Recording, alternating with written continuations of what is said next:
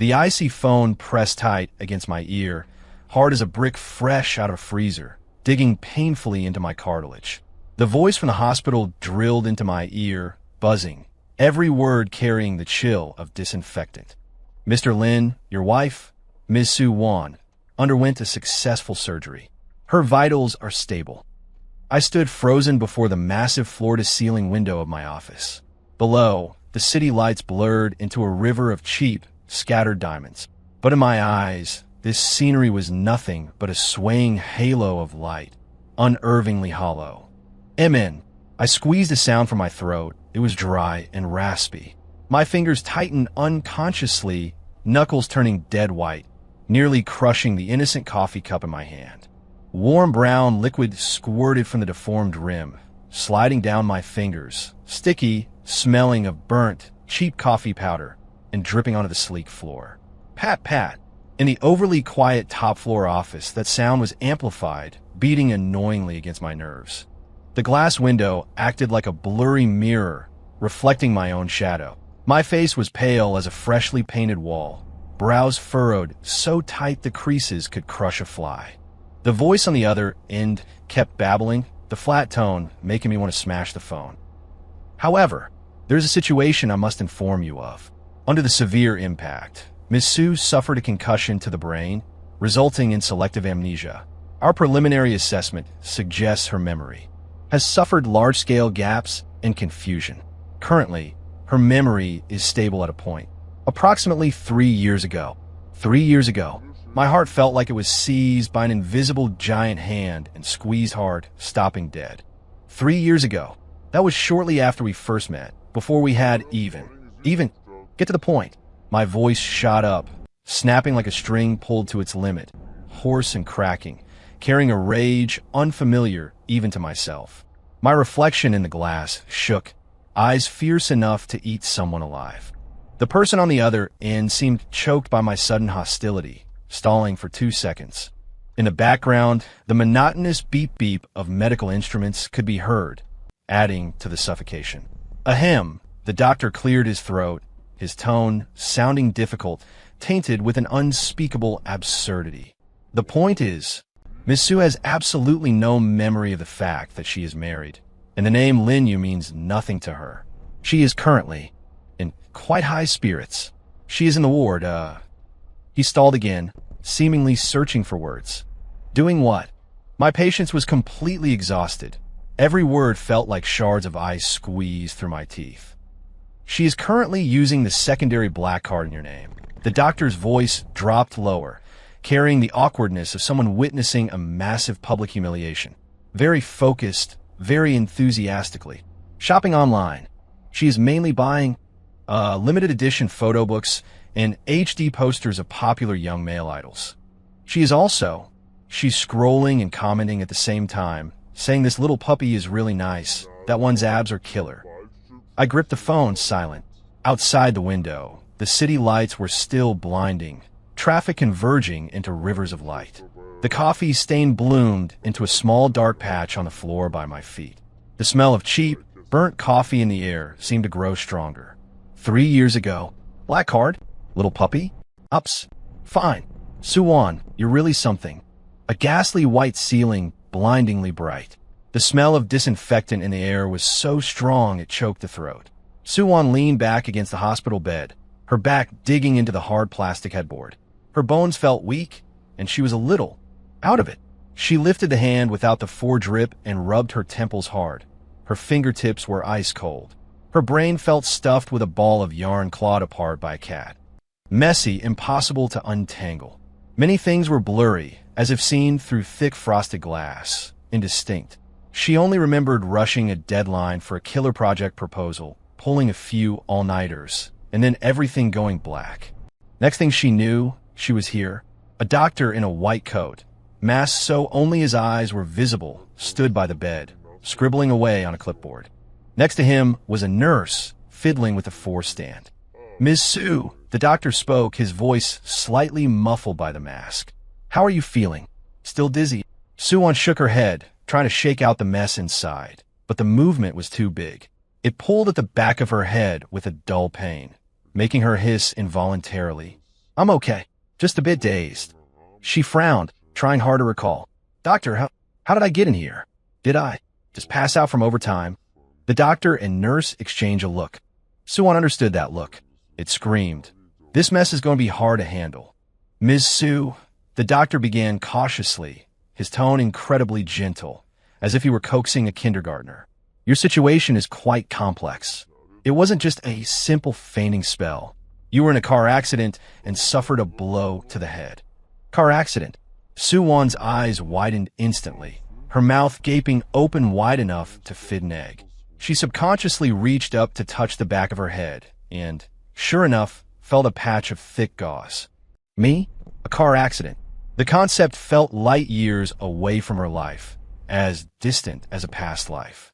As a corporate drone shuttling strictly between her office and her rental apartment every day, where would she even find a car to crash? Yes. The doctor nodded, his gaze reassuring. Fortunately, your life isn't in danger, and the surgery went smoothly. However, he paused, seemingly choosing his words. The impact has affected your memory. Our preliminary diagnosis is that you are experiencing symptoms of selective amnesia. Selective amnesia? Suwon blinked. The term sounded awfully abstract. She asked tentatively, so what did I forget? I didn't forget how to write code, did I? If that were the case, she was screwed. Her livelihood would be gone. The doctor shook his head gently, his expression turning a bit more serious. Based on our current communication and tests, your memory of the past 3 years contains large blanks or is extremely blurry. Particularly, he paused again, as if preparing her mentally, particularly regarding significant changes in your personal life, such as your marital status. Marital status? Suwon repeated the words, her brain failing to process them for a moment. What do you mean? I'm married. She pointed at her own nose, wearing a look that said, Are you kidding me? Impossible. Absolutely impossible. I don't have even a hair of a boyfriend. I've been single since birth, 25 years. Who would I marry?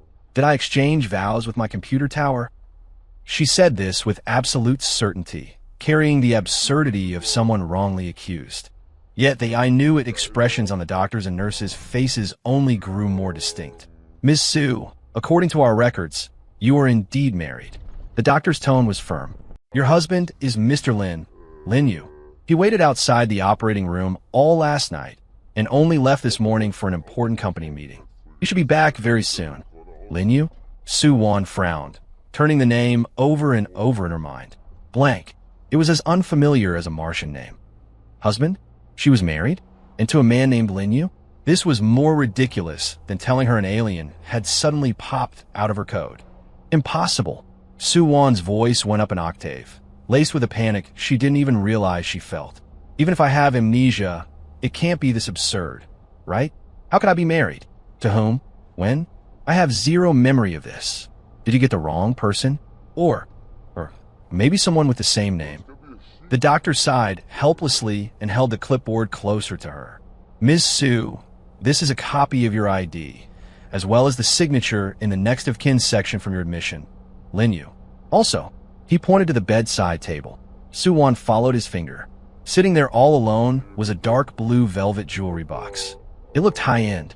She hadn't noticed it at all before. The nurse walked over, carefully picked up the box, and opened it. Inside lay a diamond ring. The style was simple to the point of being cold and hard. A platinum band set with a perfectly cut diamond. It wasn't huge, but its brilliance was incredibly sharp. Under the pale hospital lights, it refracted a cold, dazzling shimmer that was blinding to look at. Suwon stared at the ring, and as if stung by the light, she abruptly retracted her gaze. Her heart skipped a beat for no reason. Unfamiliar, cold, devoid of feeling. Was this thing really hers? We took this off your hand, the nurse said softly, placing the box on the quilt beside her hand. The velvet felt fine and cool, the sensation seeping through her thin hospital gown to her skin. Suwon curled her fingers as if she'd been burned, not daring to touch the box. Her brain was buzzing, more chaotic than before. Married? Husband? A diamond ring? What the hell was all this? Irritated, she raked her hand through her hair, only to bump the gauze on the back of her head again, making her wince in pain. Her gaze swept over the bag on the chair beside the bed, the one the nurse said her husband had left. She grabbed the commuter bag, which seemed to be of good quality, unzipped it, and rummaged through it frantically. Wallet, keys, lipstick, a spare charger. Her fingers brushed against a small, hard card with a matte texture. She pulled it out to take a look. A pure black bank card. The face of the card had no fancy patterns, just a line of raised, gold-stamped English letters. So low-key, it bordered on pretentious. In the corner was a tiny, familiar logo, the emblem of the game company she worked for, Phantasm Tech. Was this the legendary, top-tier black card? She had only ever seen pictures of this kind of thing in financial gossip columns. Soo-won clutched the cold, hard little card, her fingertips trembling slightly. As an ordinary programmer, even with a promotion and a raise, she was still light years away from possessing something like this. How did it end up in her bag? Did that husband of hers, Lin Yu, give it to her? Her mind was a chaotic mess. Her status as a married woman felt like a massive, dead-heavy pot, lid slamming down with a clang, hitting her until she saw stars and couldn't breathe. She urgently needed something else to dilute this suffocating sense of absurdity. She needed a distraction, fast. Soo-won took a deep breath, tossed the heavy black card onto the blanket, and fished out her phone. The screen lit up and unlocked. Thank goodness, her fingerprints still worked. Her fingers trembling slightly, she relied on muscle memory to tap open the orange icon of a major shopping app. Her fingertips swiped across the screen rapidly. Right now, she needed something to spike her dopamine. She needed something fresh, eye-catching, and capable of proving her aesthetic sense was still online. The page refreshed, pushing a feed full of the hottest male celebrities. Face after young, handsome face, full of collagen, rushed at her with smiles that were either sunny or cool.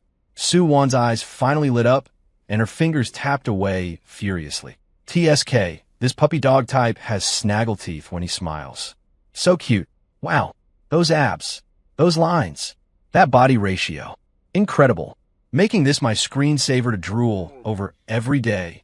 This abstinent look with the glasses is slaying me. He's the very definition of a refined bad boy. Bye.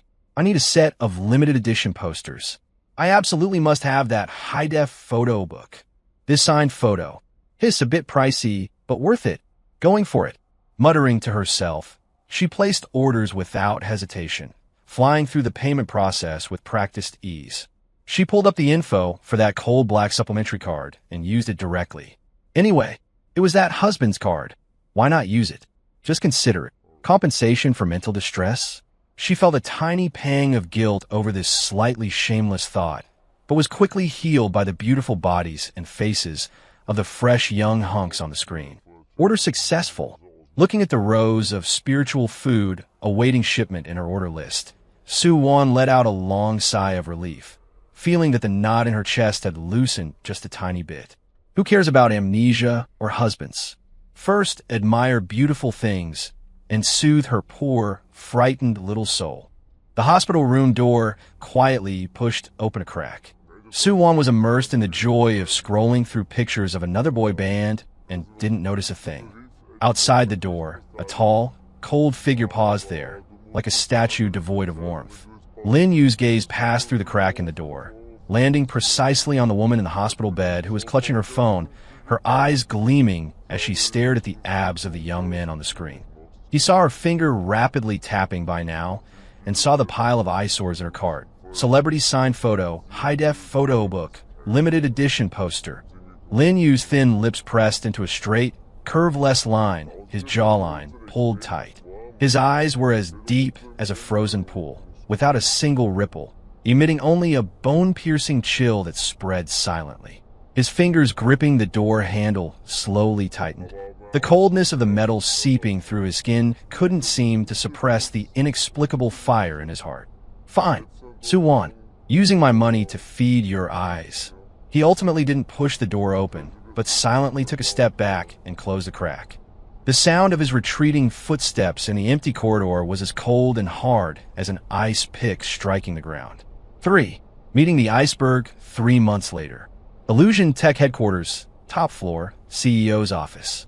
Outside the massive curved floor-to-ceiling windows lay the city's concrete skyline, bathed in blinding sunlight.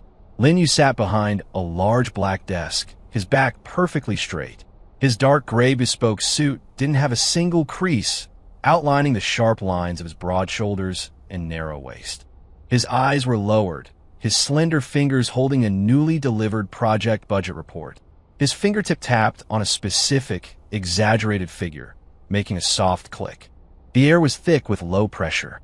The project director, standing across the desk, had a patch of cold sweat soaking through the back of his shirt, terrified to breathe too loudly. Just then, a knock-knock-knock sounded at the door, tentative and cautious.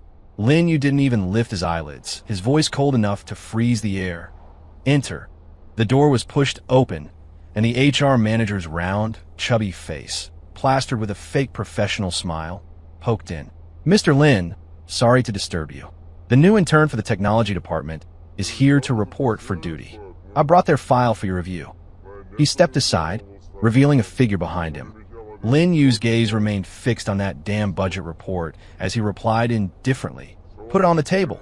Light, brisk footsteps approached the desk, carrying a reckless vitality unique to the young. Immediately following came a soft thud. A cup of milk tea was plunked down, neither gently nor forcefully, onto the edge of his expensive mahogany desk. It was a pink plastic cup, its sides beaded with condensation, with a thick straw adorned with a smiley face sticking out of the top. Printed across the cup in huge, gaudy letters was the slogan, "Taro Boba, a sweet critical hit." This pink, sweet critical hit formed a contrast of cosmic, nuclear proportions against his cold-toned, serious office saturated with low pressure. Lin Yu finally tore his gaze away from the report and slowly looked up. His gaze first landed on that utterly incongruous cup of milk tea, reeking of cheap sweetness, pausing there for a second. Then, following the slender, fair hand gripping the cup, his eyes traveled upward, inch by inch. Light blue jeans, washed until slightly faded. A simple white t-shirt with a goofy cartoon cat printed on the chest. Further up was a face. After 3 months apart, that face had lost the pallor of the sickbed and regained a healthy, rosy glow. Her hair was cut shorter into a neat shoulder-length bob that accentuated her pointed chin. At this moment, those eyes he knew so well, eyes that had once held cunning or tenderness, were looking at him sparklingly. They shone with a light he had never seen in them before, pure, bold, and eager. Interest? Like a child who had discovered the shiniest new toy in a shop window. "Suwon." She tilted her head, her lips curving into an incredibly brilliant, infectious smile that revealed a row of small, white teeth. Her voice was crisp, carrying a deliberate, feigned familiarity and a trace of barely concealed nervousness. "Hi there, President Lin. New intern, Suwon." She pointed to the pink bomb. "A meeting gift. Taro boba, full sugar, no ice. Life is too bitter. You gotta add a little sweetness." She leaned in a tiny bit closer, her eyes frighteningly bright, as if 2 little stars had fallen into them. She stared straight at Lin Yu's chiseled face, currently as cold as an ice sculpture, and dropped a bombshell. "Hey, uncle, let's exchange WeChats." The air solidified. It was as if someone had hit the pause button on time. At the door, the HR manager's professional fake smile completely petrified, cracked, and crumbled into dust. His eyes bulged round, his mouth agape wide enough to fit a whole egg, looking for all the world like an overly traumatized carp. Cold sweat whooshed out, instantly soaking his expensive silk collar. Across from him, the project director, already trembling over the budget, gasped so hard he nearly choked to death. He looked in horror at the intern who had a death wish, plunking milk tea on the boss's desk, then at his boss's face, radiating a chill like an impending storm, and felt his career collapsing before his eyes. In the vast office, only the low hum of the central AC remained. On the pink milk tea cup, a bead of water, unable to bear the weight, fell with a plip onto the mirror-smooth mahogany surface. Lin Yu didn't move. He didn't even look at the milk tea that challenged the lower limits of his aesthetic and authority. His gaze settled heavily on Su Wan's face. In those deep-set eyes, a faint, elusive ripple seemed to pass. So fast it felt like an illusion. Immediately, they returned to the calm and chill of a deep pool. He leaned back slightly into the wide leather chair, hands clasped casually over his crossed knees. An extremely relaxed posture, yet one carrying an invisible sense of oppression. The corner of his mouth tugged upward, agonizingly slowly. That was not a smile. The arc was cold, sharp, carrying a condescending scrutiny and indescribable amusement. "Sue, Juan," he spoke, his voice low and steady, betraying no emotion, yet grating like ice rubbing against ice. Company rule number 1. No food or drinks allowed in the office area, especially. His gaze finally offered a stingy glance at the pink bomb, his tone dripping with undisguised disgust. This kind of high-sugar trash. The brilliant smile on Sue Wan's face froze for a moment, but only a moment. Her astonishingly bright eyes blinked. Instead of retreating, she seemed to be provoked by some strange competitive spirit. She scooted a small step forward, getting even closer to the large desk. "Rules are dead, but people are alive." Her voice was crisp, carrying a bit of roguish charm. "Besides, look, President Lin," she pointed at the milk tea with great solemnity. "Look at how pure this color is. How festive. Placed here in your dark, cold office, it's basically a ray of dawn lighting up life." The HR manager felt like he was suffocating. He winked frantically at Sue Wan until his eyes nearly cramped. But alas, Sue Wan's attention was entirely focused on the iceberg behind the desk. Lin Yu's brow twitched imperceptibly. A ray of light? Illuminating life? He looked at her face, which was written all over with the fearlessness of a newborn calf, and the hint of amusement deep in his eyes seemed to deepen just a fraction. "Is that so?" His tone remained flat as his fingers tapped lightly on the smooth armrest. "It seems, intern Sue, that your definition of a ray of light is quite unique." He leaned forward slightly, and that oppressive sense of pressure instantly intensified. His gaze, sharp as a blade, pierced straight through Sue Wan. "So, as the ray of light illuminating my office, have you finished your pre-employment test? If I recall correctly, the deadline is 3 o'clock this afternoon." Huh. The smile on Sue Wan's face finally cracked, looking like a pop balloon. That algorithm optimization. Her eyes darted away, clearly lacking confidence. I'm working on it. It's being done. It'll be ready soon." "Soon." Lin Yu repeated the word unhurriedly, lifting his hand to glance at the expensive steel watch on his wrist. "There are 47 minutes left until 3 o'clock. He looked up, his eyes devoid of warmth. "Huanja doesn't need employees who will be done soon. Only results that are delivered on time. Can you not do it?" He paused deliberately, his gaze sweeping over her instantly crestfallen face, before slowly spitting out the final word. "Leave." "I can do it." Sue Wan reacted like a cat whose tail had been stepped on, almost jumping up, her voice pitching high. "I can definitely do it. Just you wait and see, President Lin."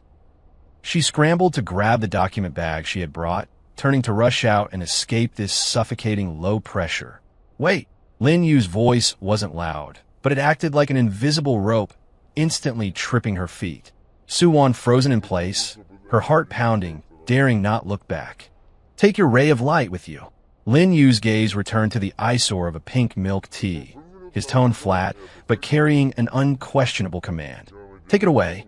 Also, if I see any junk food in the office area again."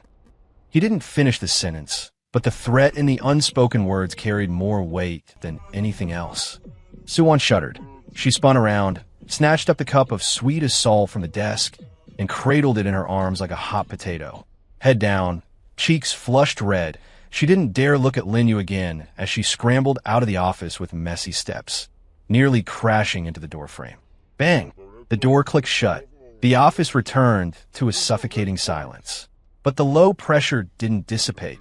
Instead, it grew thicker. The HR manager was still frozen at the door, face pale, lips trembling as he tried to explain.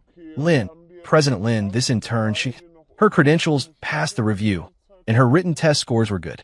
It's just, maybe she's young, doesn't know the rules too reckless." Lin Yu's gaze returned to the budget report as if the farce just now hadn't happened. He picked up his pen and, next to the glaring number on the report, signed his name with a flourish, rejected.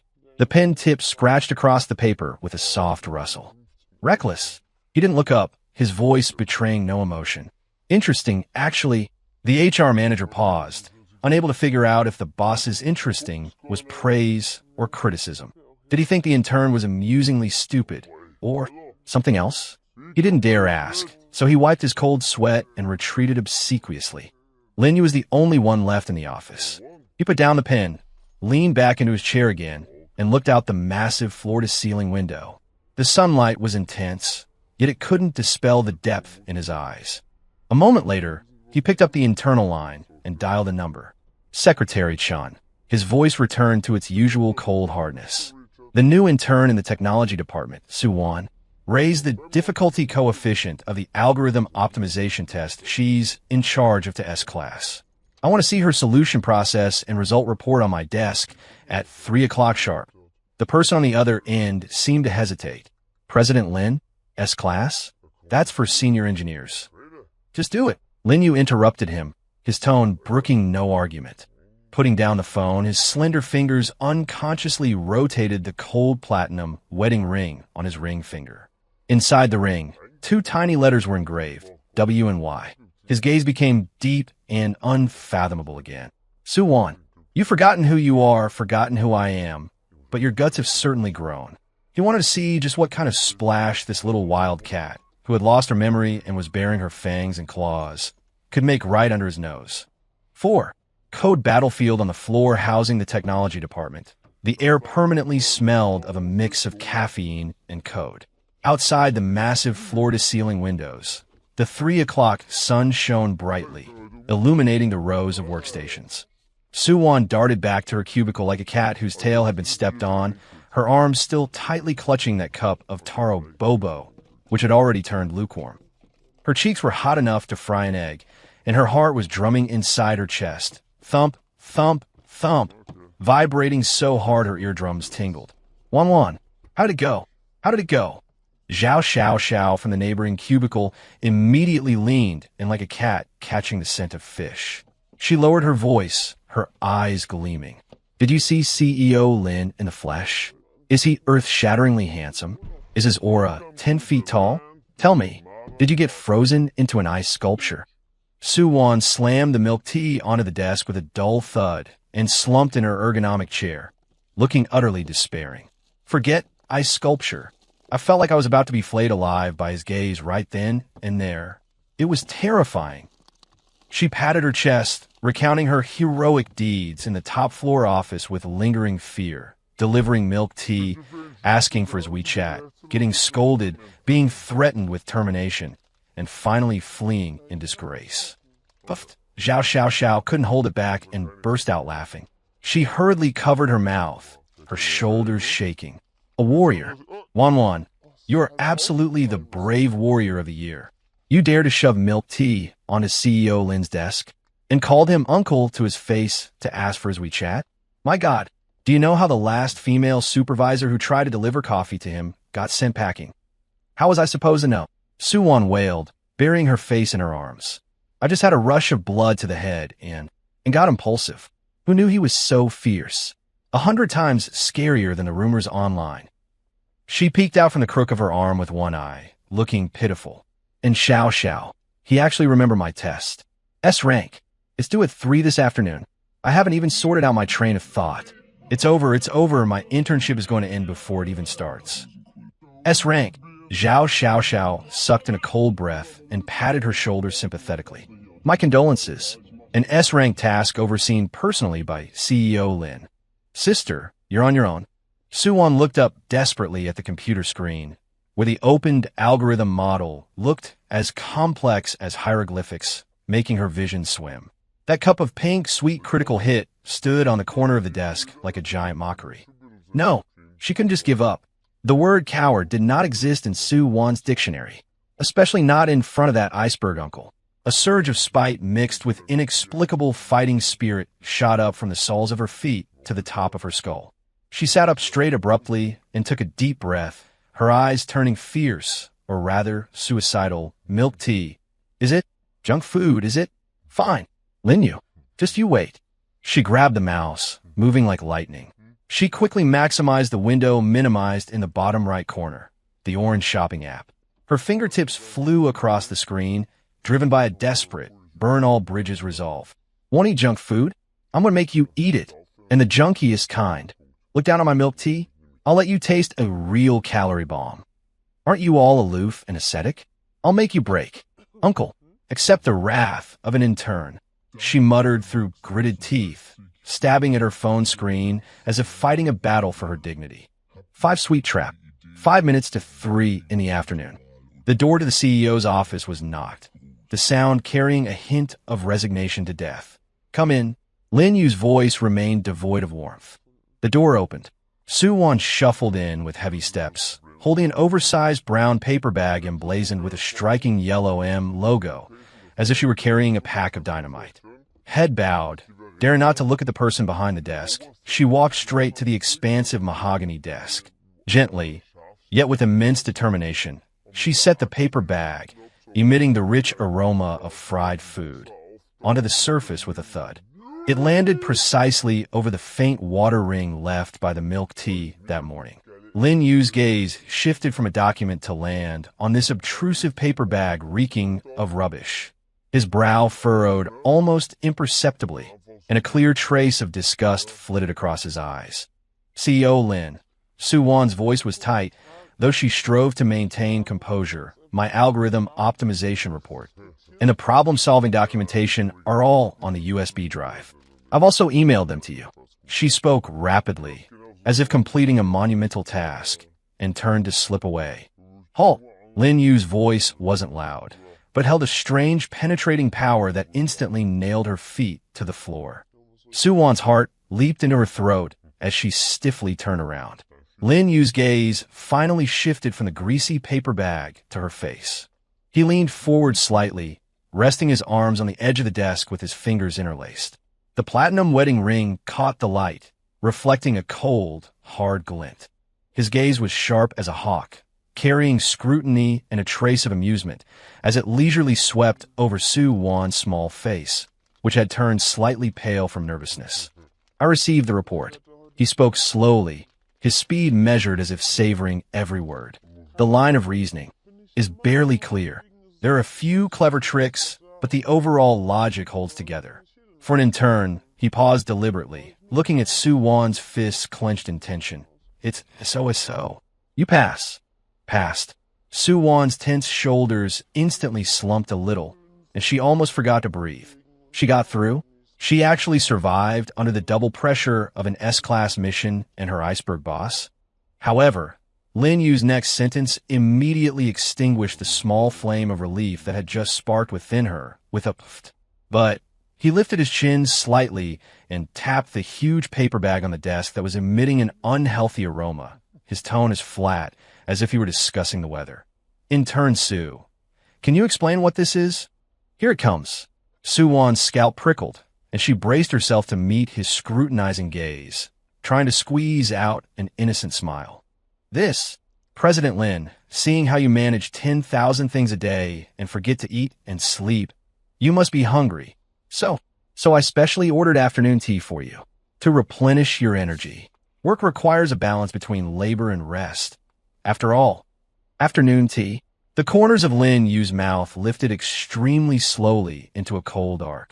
He reached out, his slender fingers displaying a kind of elegant disdain, and lifted the opening of the greasy paper bag. The contents revealed inside made Secretary Chun, who was just about to enter with documents and happened to see this scene, slip and almost perform a faceplant.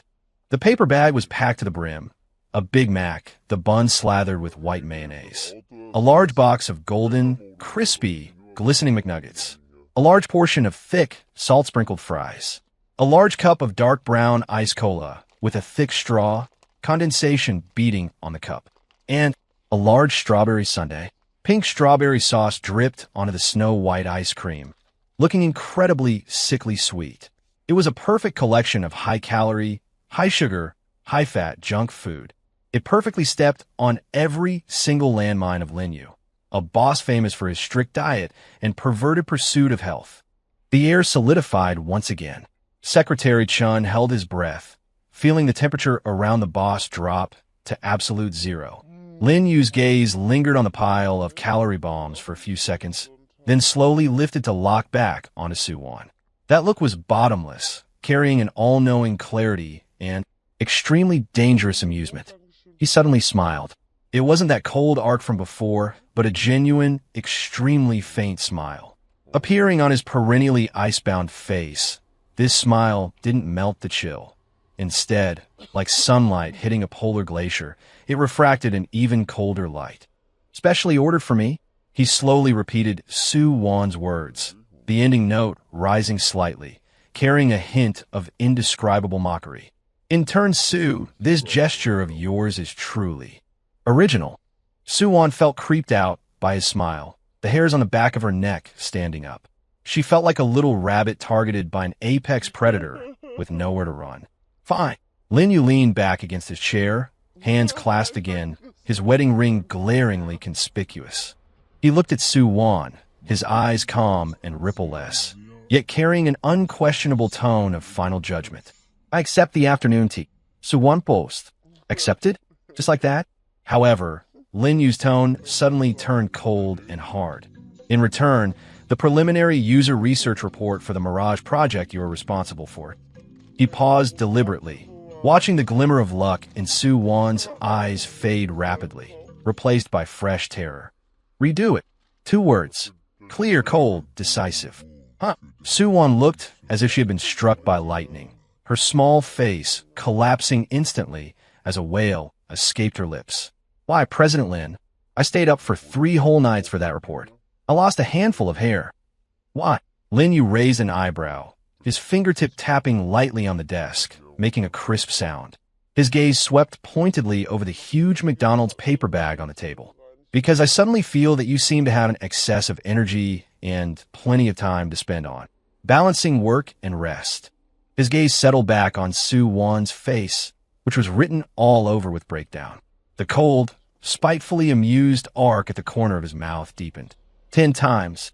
He added unhurriedly, his voice not loud, yet it sounded like a judge pronouncing a final sentence.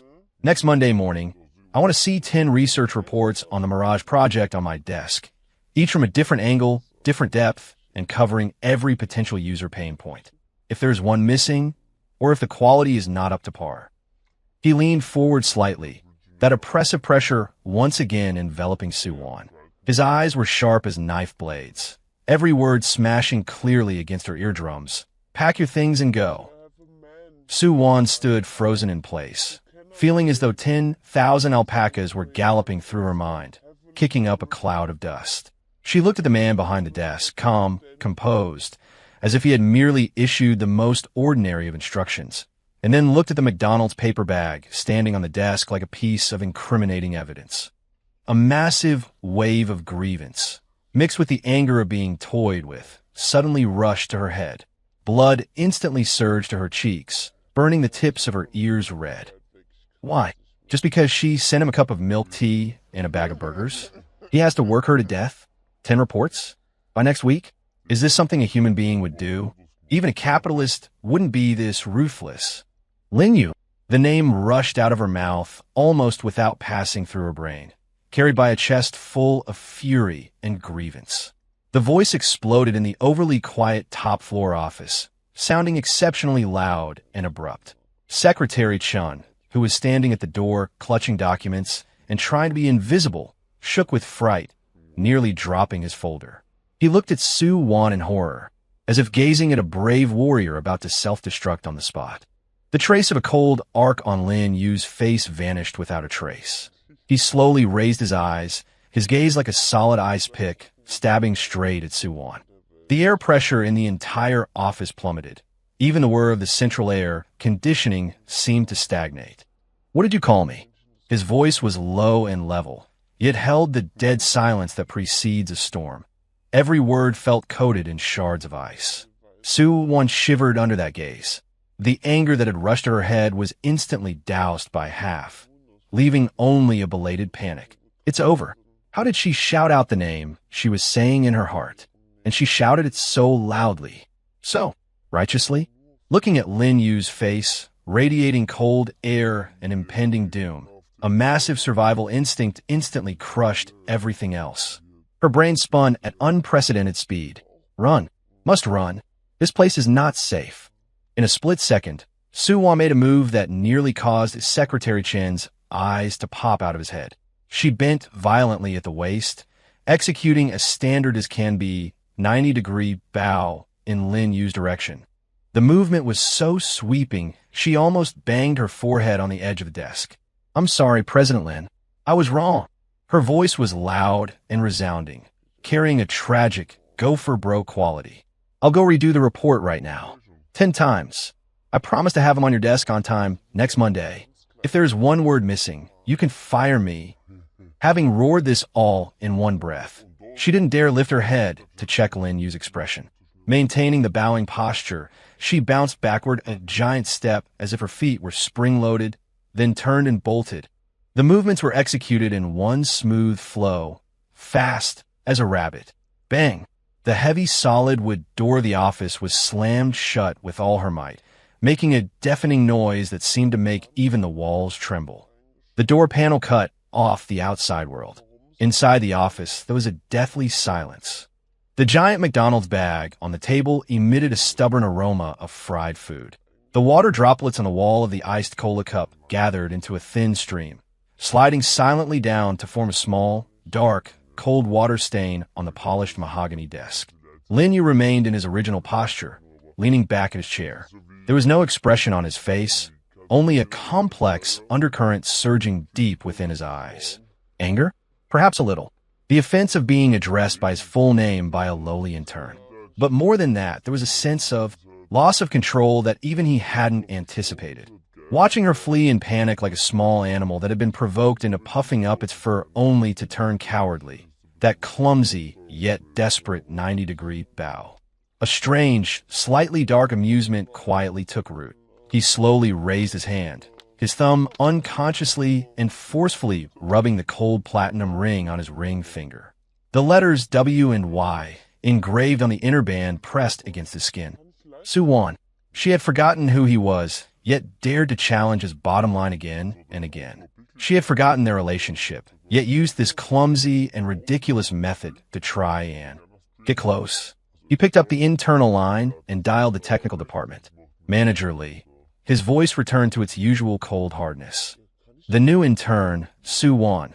The user research report for the Mirage project is to be her sole responsibility. Give her level 1 database access. Also, arrange a window seat for her, somewhere relatively quiet.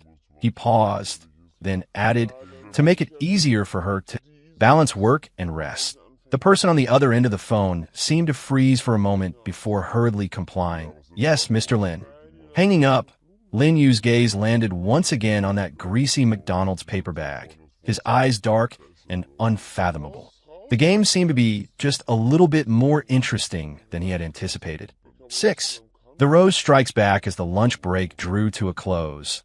The air in the technical department was thick with the mingled scents of takeout and coffee, accompanied by the clatter of programmers typing on keyboards, an unending background soundtrack. Suwon was locked in a death match with the dense user research data on her screen. She was seeing stars, feeling as though her hair was abandoning her at a visible rate. 10 reports. Linda Skinner. She cursed that name silently for the 1001st time. Suwon, the voice of Lily, the receptionist, drifted from the doorway, tinged with gossip-fueled excitement. She was holding a massive, exquisitely packaged thermal bag. Your delivery. Wow, look at this packaging. Is this Michelin star level or what? A thermal bag? Delivery? Suwon looked up blankly. She was so broke lately she rattled when she walked. She couldn't even bear to add a sausage to her instant noodles. Where would she get the money to order a delivery that looked this exorbitantly expensive? Mine? There must be a mistake. She walked over and took the heavy, high-quality thermal bag. It was printed with a logo she didn't recognize, but one that screamed high-end. Opening it, she found 3 exquisite Japanese lacquered food boxes. As she lifted the lids, a savory aroma instantly escaped, drawing side glances from several colleagues who were working overtime on empty stomachs. The first tier, translucent salmon roe gunkanmaki, gold leaf-top foie gras nigiri, and plump, sweet botan shrimp sashimi, plated like a work of art. The second tier, perfectly grilled eel radiating the aroma of fat, wrapped in seaweed and rice, garnished with tender green okra. The third tier, a small bowl of steaming matsutake mushroom teapot soup, the broth clear enough to see the bottom. Beside it sat a small dish of emerald green wasabi and a tiny bottle of Japanese soy sauce. How much did this cost? Suwon's hand trembled as she held the chopsticks. She subconsciously rummaged for the receipt, finally feeling a thick, textured card at the bottom of the bag. A pure black card with gold-stamped English font. On it was a single line of handwritten text. Powerful, bold, and flowing. Replenish your energy, balance work, and rest. Eat less junk. There was no signature, but Suwon's heart felt like it had been slammed by something hard. This handwriting, this tone, the specificity of junk. Who else could it be but that iceberg on the top floor? What did he mean? A slap in the face followed by a sweet date? He tortures her to death with 10 reports in the morning, then sends a frightfully expensive Japanese meal at noon? Is this compensation? Or a new form of torture, making her beholden to him? Suwon stared at the black card and the words upon it, her small face flushing red, then turning white, her expression shifting unpredictably. Wow, Wanwan, who sent this? Such a grand gesture. Zhao Xiao leaned in, eyes wide as copper bells. This has to be from Bamboo, that top-tier Japanese place, right? It starts at 4 figures per person. Oh my god, a suitor? Or a sugar daddy? She blinked teasingly. Sugar daddy my foot. Suwon reacted like her tail had been stepped on, slapping her hand over the card and stuffing it into her pocket, her cheeks burning. Just someone I know. Don't guess blindly. She looked at the sushi, exquisite beyond words, then thought of that cold face in the top-floor office. A nameless fire mixed with an indescribable awkwardness surged up within her. Eat it. Why should she eat his food? It would make her seem so easy to appease. She hadn't even gotten revenge for this morning yet. Her eyes darted around. A plan formed in her mind. Wearing a kindly smile, she picked up the box with the top-tier gold leaf foie gras nigiri and walked toward the neighboring cubicle, where Engineer Wong, a senior otaku coder with thick glasses, was buried in his work gnawing on a sandwich. Engineer Wong. Suwon's voice was sickeningly sweet. Haven't had lunch yet, right? Here, try this. Just arrived, super fresh. Don't be polite.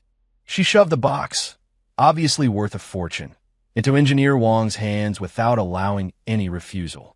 Engineer Wong stared at the work of art that had suddenly appeared, his eyes going straight behind his lenses, his sandwich nearly dropping to the floor. This is for me? It's too valuable, isn't it, Wanwan? Oh, it's nothing. Colleagues helping each other out. Suwon waved her hand, feigning an air of generous nonchalance. Next, she picked up the box of plump, sweet botan shrimp sashimi and walked toward another female colleague who was making instant noodles. Sisterly. Stop eating instant noodles. It's bad for your stomach. Taste this shrimp. It's so sweet. Oh my Wanwan, I shouldn't. This is too much. It's fine, really. Good things are meant to be shared. Soon, Suwon had distributed that top-tier Japanese takeout down to the last bite, acting like a benevolent spirit scattering wealth. The colleagues were flattered and thanked her profusely. The IT department was filled with a harmonious atmosphere. Suwon kept only a small bowl of matsutake soup and a few slices of eel for herself. She carried them back to her cubicle and ate with gusto, the knot of awkwardness in her heart finally loosening a bit. Linyu, your work-life balance. I've shared it on your behalf. You're welcome. She didn't notice that in a corner of the IT department, an inconspicuous surveillance camera slightly shifted its angle. 7. Elevator thriller top floor, CEO's office. The huge high-definition surveillance screen was displaying a real-time feed of the IT department. In the center of the screen was Suwon's face, wearing a smug little smile like a cat that had successfully stolen a fish and that lonely bowl of matsutake soup in front of her. Linyu leaned back in his chair, toying with an expensive fountain pen in his hand. He watched the little woman on the screen generously distributing the top-tier cuisine he had sent to her colleagues. leaving only the most inconspicuous soup and scraps for herself. The cold curve at the corner of his mouth didn't disappear. Instead, it deepened. The pen twirled nimbly between his slender fingers, its nib reflecting a cold glint. A faint, low chuckle of ambiguous meaning escaped his thin lips. Quite vindictive, and quite skilled at winning people over. He picked up his phone, opened an encrypted chat window, and typed rapidly. Check the progress of the projects Engineer Wang and Sister Lee from the IT department are currently responsible for. See if there is any risk of delay. A few days later, tea time, Su Wan was facing her computer, racking her brains to compile her 8th research report, feeling as if her soul had left her body. Suddenly, a large bouquet of red roses, passionate to the point of arrogance, slammed against her computer screen with a thud, delicate and dripping with beauty.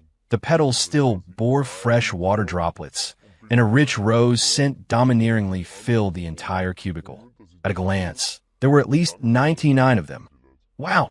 The entire IT department instantly boiled over with excitement. The sound of coding stopped. Every head turned in unison, eyes focusing on Su Wan and that enormous bouquet of red roses which exploded with presents.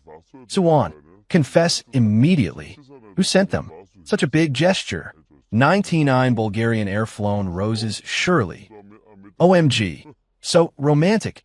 Wan, you've been hiding this deep. Su Wan was stunned too. She looked at the exquisite card tucked into the bouquet, her heart pounding wildly. Could it be him? Impossible. An iceberg sending roses? That image was too terrifying. She dared not imagine it. Her trembling hand pulled out the card. On it was the same familiar, vigorous handwriting. This time, there was only a short sentence. How does the report progress? The signature line remained blank. Su Wan. A rush of anger shot straight to her forehead. Romantic? Romantic my ass. This was clearly a naked threat plus mockery. It was more like a death warrant. Asking how the report progress is? You might as well just hold a knife to her neck and ask. Su Wan's small face flushed red with anger. Looking at those dazzling, eye-piercing red roses, then at the colleagues' gossipy and blessing-filled gazes, she felt the flowers were scorching hot to the touch. Oh, everyone, don't misunderstand. Su Wan stood up abruptly, plastering an extremely exaggerated smile on her face and raising her voice an octave. These flowers were actually sent by President Lin. Cough, cough, cough. Instantly, sounds of people choking on their own saliva rang out all around. The expressions on the colleagues' faces instantly shifted from gossipy excitement to horror and disbelief, looking as if they had collectively swallowed flies. President Lin? Sending flowers? To an intern? And red roses? 99 of them. This was harder to accept than the end of the world. Facing everyone's petrified gazes, Su Wan continued to drop bombshells. Her voice was crisp and loud, ensuring every corner could hear. President Lin said, "This is a consolation for all our colleagues in the IT department for working overtime and working hard recently, especially for everyone who has poured their heart and blood into the Mirage project. 1 flower per person. Everyone gets a share. Come, don't be polite. Help yourselves."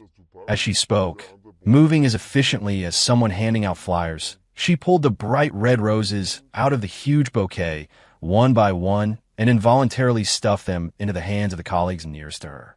"Sister Zhao here. Thank you for your hard work. Engineer Wang, take it. A token of President Lin's regard. Brotherly, don't just stand there. Catch." Holding the single roses that symbolized President Lin's regards, the colleagues' expressions were a spectacular sight to behold. It was as if they were cupping red-hot branding irons. They couldn't throw them away, yet they dared not hold them either. They stood frozen in place, utterly disheveled in the wind. Su Wan, meanwhile, clutched the remaining bouquet, now obviously much sparser, and with a brilliant smile on her face, while screaming frantically inside. She shook it vigorously and triumphantly at the surveillance camera in the corner. "Linyu, I've shared your flowers on your behalf. Consider your consolation bonus saved." Chapter 8. Weekend Raid, the Top Floor Office. On the surveillance screen before Linyu, Su Wan's smug face, practically screaming "bite me," was clearly displayed. along with a pitiful bunch of red roses in her arms that had been plucked half-bald. He held a cup of black coffee, steam curling around the rim.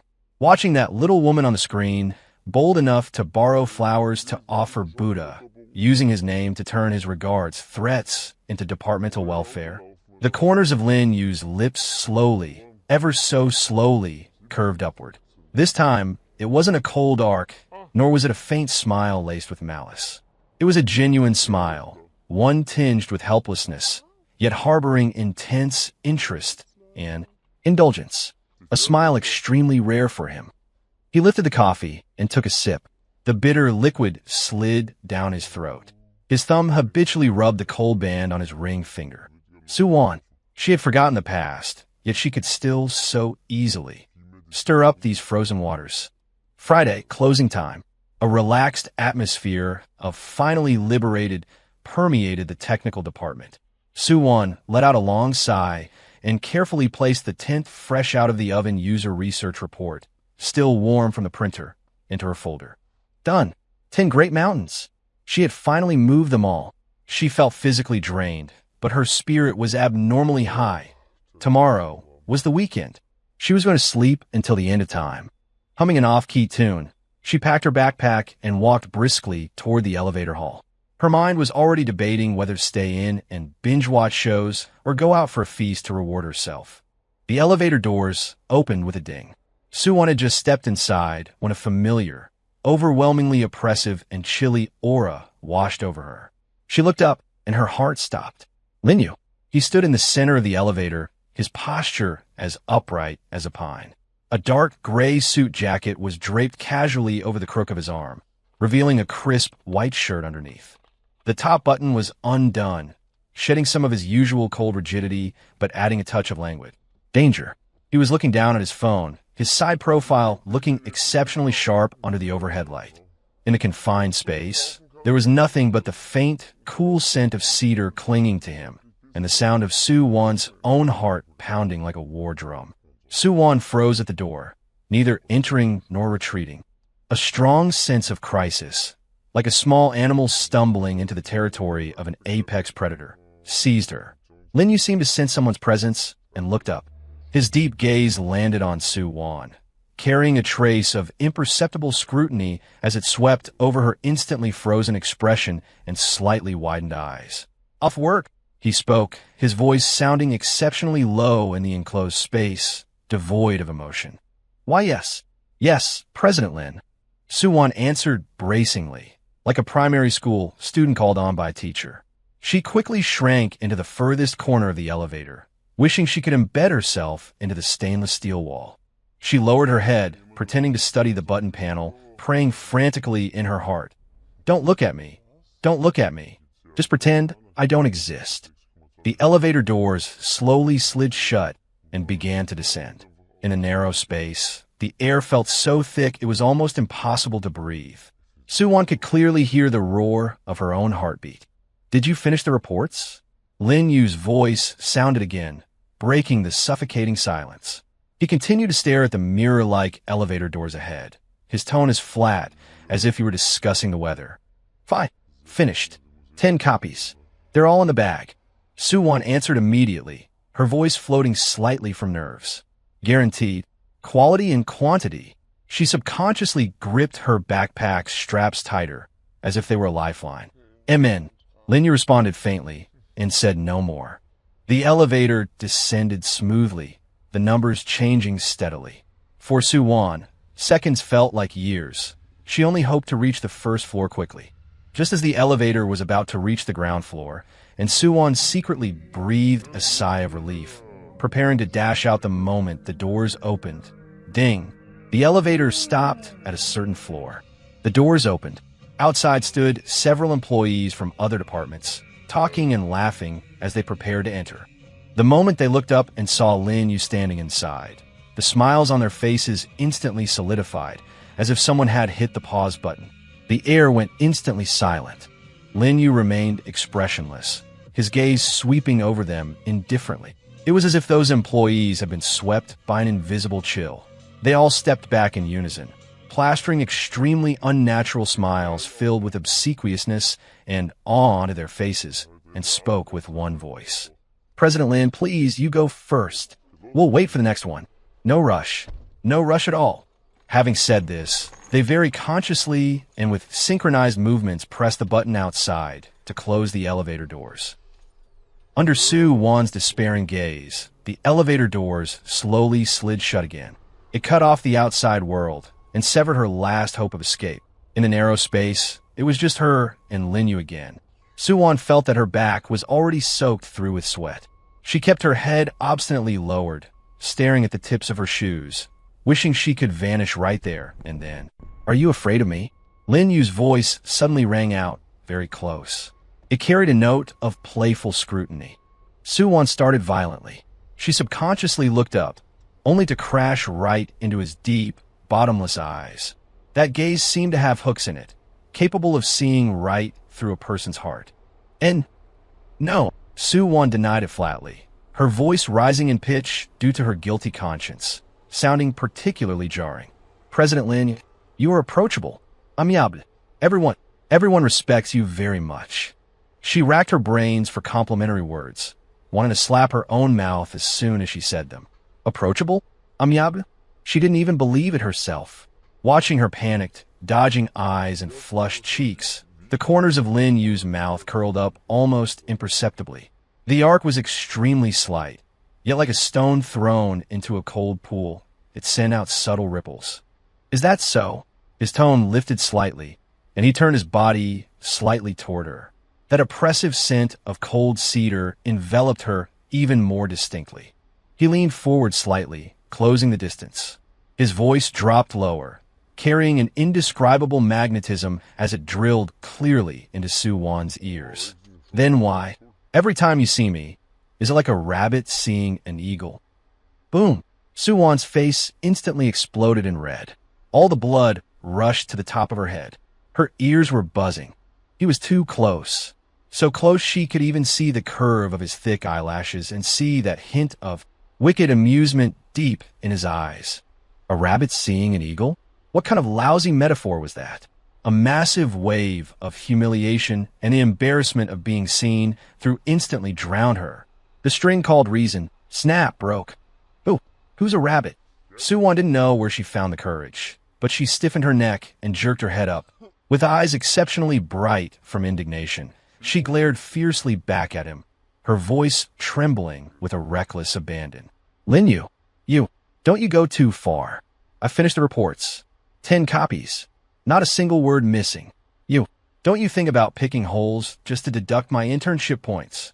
She roared this all out in one breath, her chest heaving violently, looking just like a little hedgehog that had been thoroughly provoked and had bristled all its spines. Seeing her bristling like this, the amusement in Lin Yu's eyes deepened. Not only was he not angry, he actually seemed pleased. He straightened up unhurriedly, creating a little distance, and leisurely admired her flushed cheeks and eyes that sparkled from anger. "Oh," he drew out the syllable, his gaze circling her face as if appreciating some interesting scenery. "You got some nerve. You're the first intern who dares to call the boss by his full name." Sue Wan felt her scalp tingle under his scrutiny. The courage she had just mustered leaked away quickly like a punctured balloon. It's over, I stepped on a landmine again." She wanted to bite off her tongue in vexation. Just then, ding, a crisp sound like music from heaven. The first floor, the elevator doors slowly opened. Sue Wan felt as if she had been granted a general amnesty. Ignoring whether he was the boss or not, escaping was all that mattered. Like a cannonball fired from a chamber, she ducked her head and charged toward the open elevator doors with all her might. "Goodbye, President Lin." Leaving behind this tearful farewell, she plunged headfirst into the crowd in the lobby without looking back. Her retreating figure so panic-stricken it looked as if a ghost were chasing her. Lin Yu stood where he was, watching that slender figure flee in defeat and instantly vanish into the crowd, until the elevator doors slowly slid shut, transforming back into a smooth, bright mirror. The mirror reflected his face at that moment. The upward curve of his lips was clearly visible. It was no longer a cold mockery, nor a wicked smirk, but a Genuine smile, tinged with helplessness, yet harboring intense interest and indulgence. He raised his hand, his thumb once again stroking the cold platinum ring on his ring finger, feeling the raised letters on the inner band. Suwon, this little wildcat with amnesia. Her claws are quite sharp. 9. The light of an idol. Saturday morning, sunlight filtered through the sheer curtains, casting warm patches of light on the floor. In her rental apartment, Suwon rolled around on her soft little bed, sleeping dead to the world. A full week of high-intensity overtime and the torment of 10 different reports left her in desperate need of a deep sleep to restore her vitality. In her dream, there was no code, no reports, and definitely not that iceberg face that could freeze a person stiff. There was only peace and serenity. Buzz, buzz, buzz, buzz, buzz, buzz. The piercing vibration of her phone was like an electric drill, rudely puncturing the bubble of her sweet dream. Suwon frowned, burying her head deeper into the pillow with impatience, trying to block out the annoying noise. It was no use. The vibration was unrelenting, dancing madly on a nightstand with a persistence that vowed not to stop until it achieved its goal. Who is it? This early in the morning. Suwon groaned painfully. Eyes closed, her hand fumbled around on the nightstand until she finally grabbed the culprit making the noise. She struggled to open one eye and looked at the screen through a sleepy haze. Flashing on the screen was a landline number not saved in her contacts, yet unusually familiar. The direct line to the CEO's office at Hwanja Tech. Suwon's sleepiness was scared away instantly. She bolted upright in bed with a jolt, her heart pounding wildly. Linyu? Why was he calling her on a Saturday? Could there be a problem with the reports? Did he want her to drag herself back immediately to redo them? She took a deep breath and, with the tragic resolve of a warrior facing death, pressed the answer button. Her voice was still thick with sleep and caution. Hello, Mr. Lin. There was silence on the other end for 2 seconds. Then, a low, steady voice void of any emotion came through, striking clearly against Suwon's eardrums. Intern Su, an urgent client meeting has come up. We need core members of the project team present for support. You have 30 minutes. Be downstairs at the office. Boom. Suwon felt as if a bolt of lightning had struck the top of her skull out of nowhere. Saturday morning, 30 minutes. To the office. Mr. Lin. Suwon's voice instantly pitched higher, laced with tearful disbelief. Today is Saturday. It's a legal holiday. And core members? I'm just an intern. Intern. Lin Yu's voice paused on the other end. Immediately after, Suwon clearly heard a faint, metallic click, like the sound of a lighter flicking open. Then he spoke slowly, in a tone so outrageously matter-of-fact it made one's blood boil. Who told you that an intern's weekend doesn't belong to the company? Suwon clutched her phone, petrified in the morning sunlight. Only 3 words were frantically scrolling through her mind. Lin, the Skinner. 10. The return of Lin the Skinner, half an hour later. At the entrance of the Hwanja Tech building, a sleek, jet-black Maybach S680, reflecting a cold metallic sheen under the sun, sat quietly by the roadside like a dormant beast. The windows were tinted dark, blocking all prying eyes from the outside. With her hair blown into a mess and barely tied back, wearing a hastily grabbed t-shirt and jeans and canvas shoes on her feet, Suwon rushed to the building entrance, panting and looking utterly defeated. She spotted the incredibly conspicuous luxury car at a glance, as well as the side profile revealed when the driver's window rolled down, a face of unrivaled beauty, yet one that made her grind her teeth in hatred. Lin Yu rested one hand casually on the steering wheel, a lit cigarette between his fingertips. Pale blue smoke curled upward, blurring parts of his sharp, cold profile. He turned his head slightly, his deep gaze piercing through the smoke to land precisely on the figure at the entrance, who looked as wilted and dejected as a frost-bitten cabbage. He lifted his wrist, glanced at his expensive watch, and then let his gaze fall back on his Suwon with unabashed scrutiny and a hint of disdain. You're late. 7 minutes. He spoke, his voice drifting through the cool morning air, devoid of warmth. Suwon nearly choked on her breath. 30 minutes. From her rental in the suburbs to the city center. She had practically scrambled all the way here, paying a painful surge price on a ride-hailing app just to secure a car.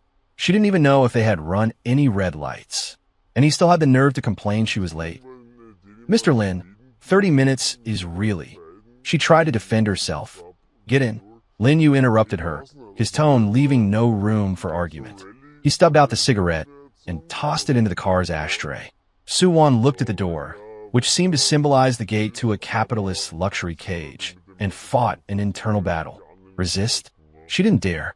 Get in? She was unwilling. Finally, crushed by the capitalist's powerful aura, her small shoulders slumped.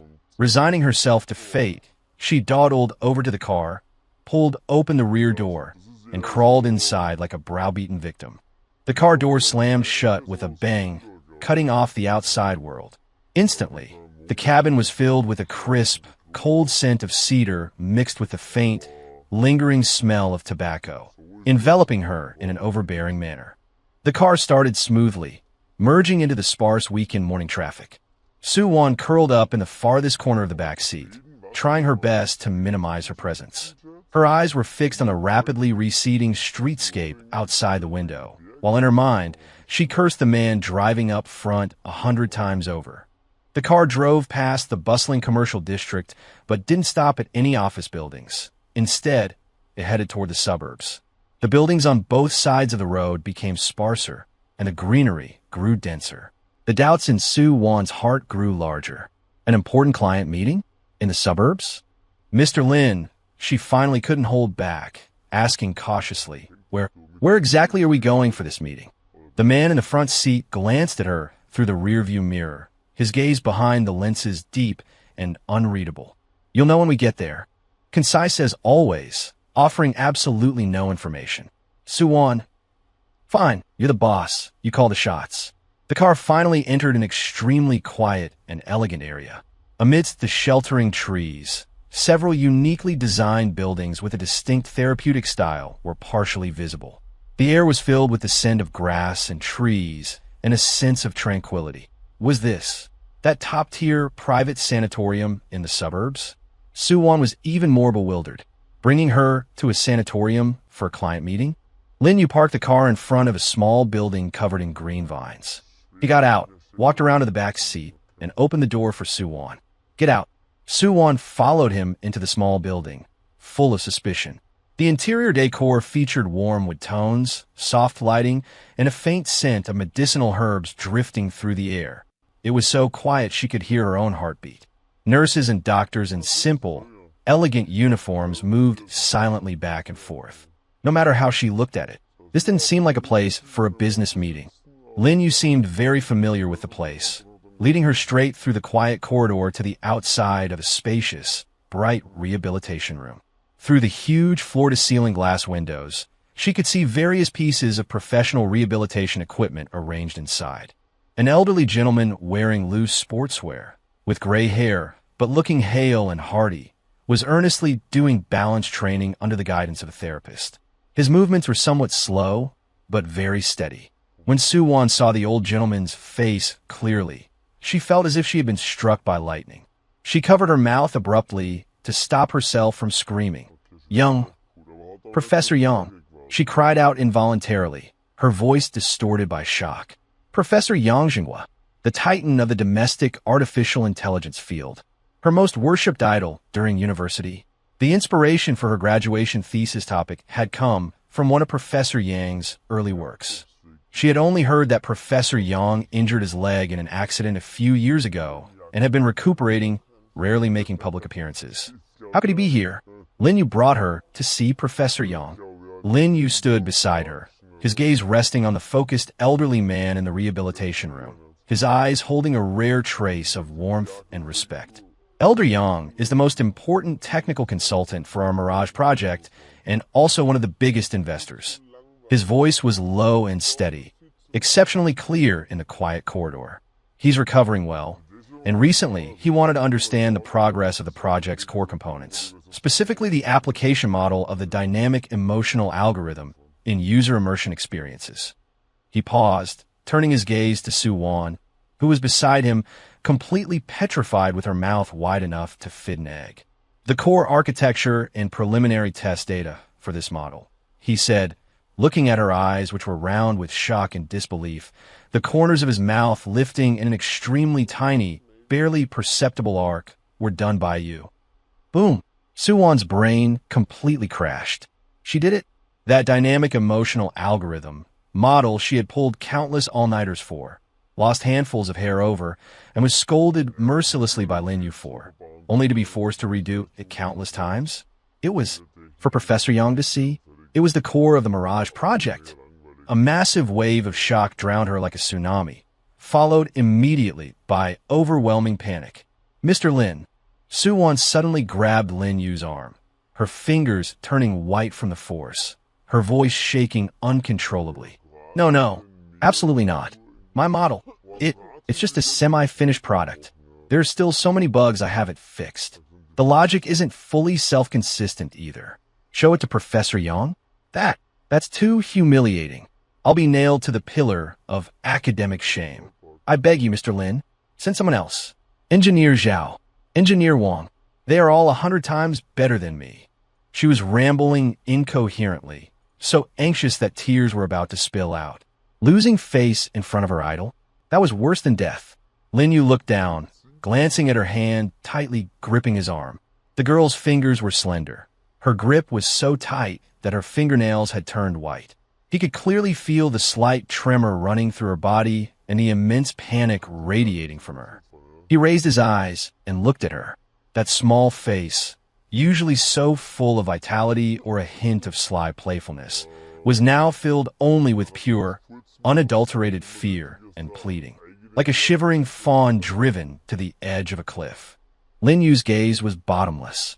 He remained silent for a few seconds. Just as Suwon thought he was about to utter another cold rejection, he slowly raised his hand.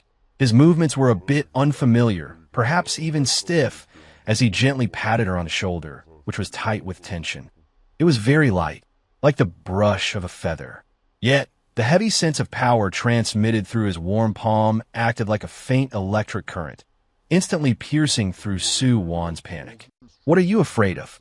His voice was low and steady, carrying a strange, soothing power as it fell clearly into Suwon's ears. You built the model. The concept is yours. No one knows its framework and potential better than you. His gaze was sharp yet composed, looking straight into Suwon's panicked eyes as if trying to inject his own certainty into them. What Professor Yang wants to see isn't a flawless finished product, but a living idea and a direction for iteration. He paused, his tone carrying an unquestionable certainty and perhaps even a hint of encouragement. Suwon, speak your mind boldly. If the sky falls, I'm here. Suwon stared at him blankly. She looked at the quiet, convincing power in his deep eyes. She listened to the warmth and support in his words, something she had never heard from him before. She felt the lingering, heavy weight of that light pat on her shoulder. If the sky falls, I'm here. These 6 words seemed to hold magic, instantly dispelling the stormy seas churning within her, leaving behind only an incredible, sunlit calm. The panic receded like the tide, replaced by a strange emotion, sour yet scorching hot, that quietly welled up in her heart and quickly filled her entire chest. She sniffled and blinked hard, forcing back the untimely moisture in her eyes. When she looked at Lin Yu again, the panic in her eyes had faded, replaced by a burn-the-bridges determination and a kindled light. She let go of his arm, straightened her back, and like a small blade of grass suddenly tensed against a strong wind, she turned to face the sunlight. Okay. She nodded vigorously. Her voice wasn't loud, but it was exceptionally clear and strong. I'll say it. The door to the rehabilitation room was gently pushed open. Hearing the noise, Professor Yang Jinghua stopped what he was doing and, supported by a therapist, slowly turned around. When his gaze landed on Suwon, who was walking in behind Lin Yu, it held the scholarly warmth and a hint of inquiry characteristic of an academic. Lin, who is this? Professor Yang's voice was peaceful, carrying the kindness of an elder. Lin Yu stepped slightly to the side, making room. His tone carried a rare solemnity. Professor Yang, this is Suwon. She is a core member of our Mirage project team and the chief architect of the dynamic emotion algorithm model. Suwon's heart skipped a beat. Core member, chief architect. These heavy words coming from Lin, you made her feel a little dizzy, but even more so, gave her a sense of heavy responsibility being entrusted to her. She took a deep breath, stepped forward, and bowed respectfully to the idol she had only ever seen in textbooks and news reports. Hello, Professor Yang. I am Suwon. It is a great honor to meet you. Oh, Professor Yang smiled gently, sizing up the girl before him who looked quite young, even a bit student-like. His eyes held a bit more interest now. Dynamic emotion algorithm? Lin mentioned to me before that there was a young person with very cutting-edge ideas. It seems that's you? Don't be nervous. Sit down and chat. Just treat it as this old man discussing things with you. He pointed to the lounge sofa nearby. Lin Yu gave Su one extremely faint, almost imperceptible glance, signaling her to relax. The next hour or so was like a cleansing and tempering of the soul for Suwon. The initial nervousness was inevitable, and her voice trembled slightly. But when the topic truly cut into the algorithm model she had poured her heart and blood into, polished repeatedly and all but carved in her bones, those complex logics, exquisite architectures, bottlenecks encountered, and unconstrained solutions surged from her mouth, fluent, clear, and possessing a life of their own, carried by a self-forgetful passion. She spoke rapidly. When reaching key points, she even forgot that sitting opposite her was a titan of the field, forgot that her Linda Skinner boss was sitting right next to her. Her eyes shone incredibly bright, and her hands gestured unconsciously, attempting to visualize those abstract code logics. She was no longer that little intern crushed by 10 reports, no longer that little rabbit shivering in the elevator. At this moment, she was radiant, like a star that had finally been wiped free of dust to burst forth with dazzling light. Professor Yang listened with extreme seriousness, occasionally raising a few critical questions from sharp angles that cut straight to the core. Every question made Suwon's heart tighten, but immediately after, her deep-seated thoughts on the model and those unformed optimization ideas were miraculously triggered by these queries. Inspiration sputtered like sparks, making her answers even more profound and forward-looking. The sensation of being enlightened by her idol and having her train of thought suddenly clear up made her cheeks flush with excitement. Lin Yu sat quietly to the side the entire time, like the most steady backdrop. He didn't interrupt, only casting a calm glance whenever Suwon briefly stumbled over a difficulty, or giving the slightest nod after she explained a key point.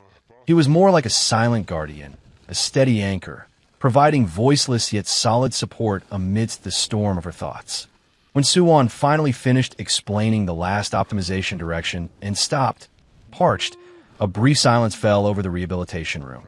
Professor Yang leaned back on the sofa, fingers lightly tapping the armrest, wearing a profound expression of deep thought. Sunlight streamed through the window, landing on his graying hair. Suwon's heart instantly leaped to her throat, her fingers unconsciously twisting the hem of her clothes. She looked at Lin Yu uneasily, but he just gave her a calm look that said, "Be patient." A few seconds later, Professor Yang slowly raised his head. His gaze landed on Suwon, no longer with gentle inquiry, but with an undisguised, sharp light of surprise and high appreciation. "Good, very good." Professor Yang's voice boomed, carrying the excitement of discovering an uncut gem. "Bold ideas, novel architecture, especially that asymmetrical emotional feedback loop you proposed. It cleverly avoids the linear constraints of traditional models. Very inspiring. And that optimization direction based on dream fragment analysis you mentioned at the end." Suwon, his gaze toward her was full of approval. The younger generation is truly to be reckoned with, truly formidable. He turned to Lin Yu, beaming. "Shaolin, you scouted this core member well. You have a keen eye. This girl has a bright future." Immense joy, like a warm tide, instantly drowned Suwon. Affirmation from her idol, and such high praise at that. She was so excited her cheeks turned red, her eyes shining as if filled with stars. For a moment, she didn't know what to say, so she could only bow repeatedly. "Thank you, Professor Yang. Thank you. I will definitely keep working hard." Lin Yu stood up, a faint smile on his face as well, and nodded slightly to Professor Yang. "You flatter us, Elder Yang. It is she who has the potential herself." Coming out of the sanatorium, they sat back in the black Maybach. The cabin was still filled with the crisp scent of cedar, but the atmosphere was completely different. Su Wan was still immersed in immense excitement and agitation. Her cheeks flushed, the corners of her mouth uncontrollably turning up, like a little bear that had stolen 10 pounds of honey. "President Lin, did you hear that? Professor Yang praised me. He said my ideas were bold, my architecture novel, that I have a boundless future." She couldn't help but turn to look at the man in the driver's seat, her voice chirping with joy, her eyes sparkling. Lin Yu started the car and drove smoothly out of the sanatorium gates. Through the rearview mirror, he glanced at the girl in the back seat who was so excited she was about to dance. Sunlight spilled through the window onto her bright, smiling face. Those eyes were filled with pure joy and brilliance, even more dazzling than the sun outside. His fingers gripping the steering wheel tapped lightly once. His mouth, at an angle Su Wan couldn't see, curved into a distinct and soft arc. "Ma'am, I heard." His voice remained low, yet it lacked some of its usual cold hardness, carrying a trace of imperceptible warmth. "So, intern Su," he changed the subject, his tone carrying a familiar intonation belonging to Lin the Skinner. "For Monday's 10 reports, can they be submitted with a bit more depth?" The smile on Su Wan's face froze instantly. The tiny bit of gratitude she had just barely mustered for the capitalist vanished in an instant.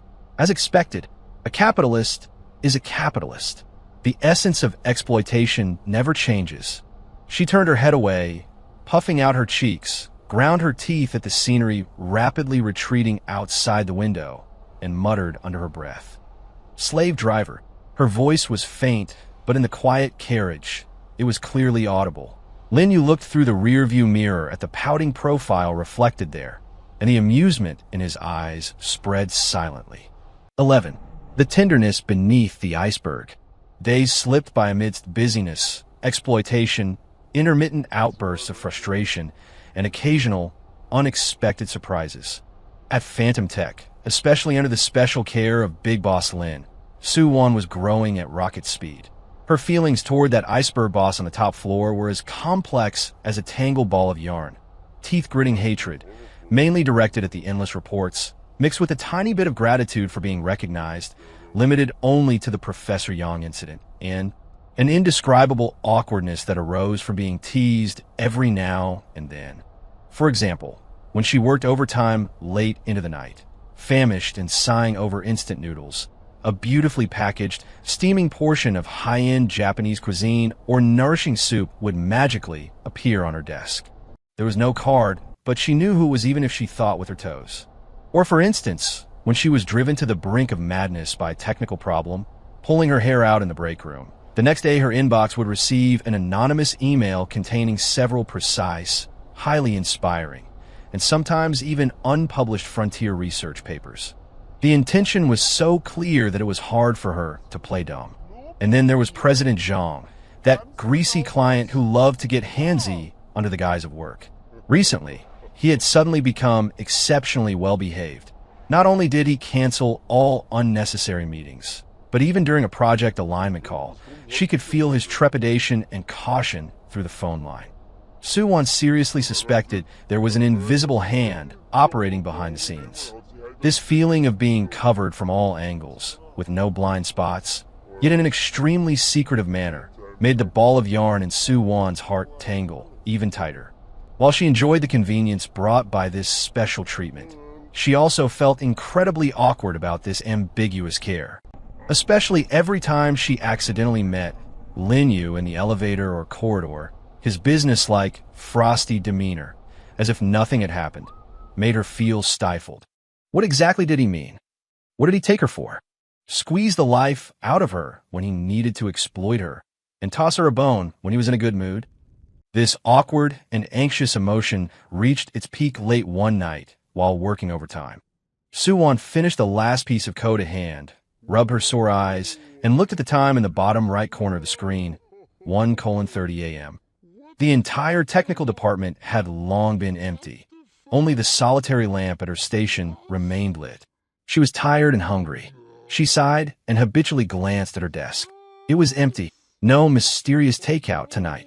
A subtle sense of disappointment quietly slid across her heart, but she immediately suppressed it by force. What are you thinking? Do you really expect a capitalist to be charitable every day? She packed her things and dragged her exhausted body toward the elevator lobby. The building was terribly quiet late at night. Only her own footsteps echoed in the empty corridor. The elevator descended slowly. Ding! The doors opened on the first floor. Suwon walked out with her head down, her mind still mulling over a small optimization for the code she just wrote. Just a few steps out of the corner of her eye, she seemed to glimpse a familiar car parked in the shadows to the side of the building entrance. The black body almost blended into the night under the dim streetlights, but that sleek, domineering silhouette and the striking hood ornament. It was Lin Yu's Maybach. So late, and he hasn't left yet. Or, did he just get back? Suwon's footsteps paused subconsciously. Inexplicably, she didn't walk directly toward the main gate, but lightened her steps and, using a giant potted plant at the entrance as cover, quietly edged in that direction. The car window was rolled down halfway. She saw Lin Yu. He was leaning back in the driver's seat, his head slightly tilted up, eyes closed. The dim light of the street lamp slanted across his chiseled profile, outlining his deep features. Between his brows sat a fatigue so thick it couldn't dissolve, and there were faint dark circles under his eyes. One hand rested on the steering wheel, and the other was actually holding a tablet. The screen was still emitting a faint glow. Suwon's heart felt like it had been gently bumped by something. So icebergs get tired too. And tired like this, yet still reading documents. Just then, a cool night breeze blew past. Achoo! An unexpected sneeze broke the silence of the late night. Suwon was scared out of her wits. She instinctively covered her mouth. Crap! Exposed.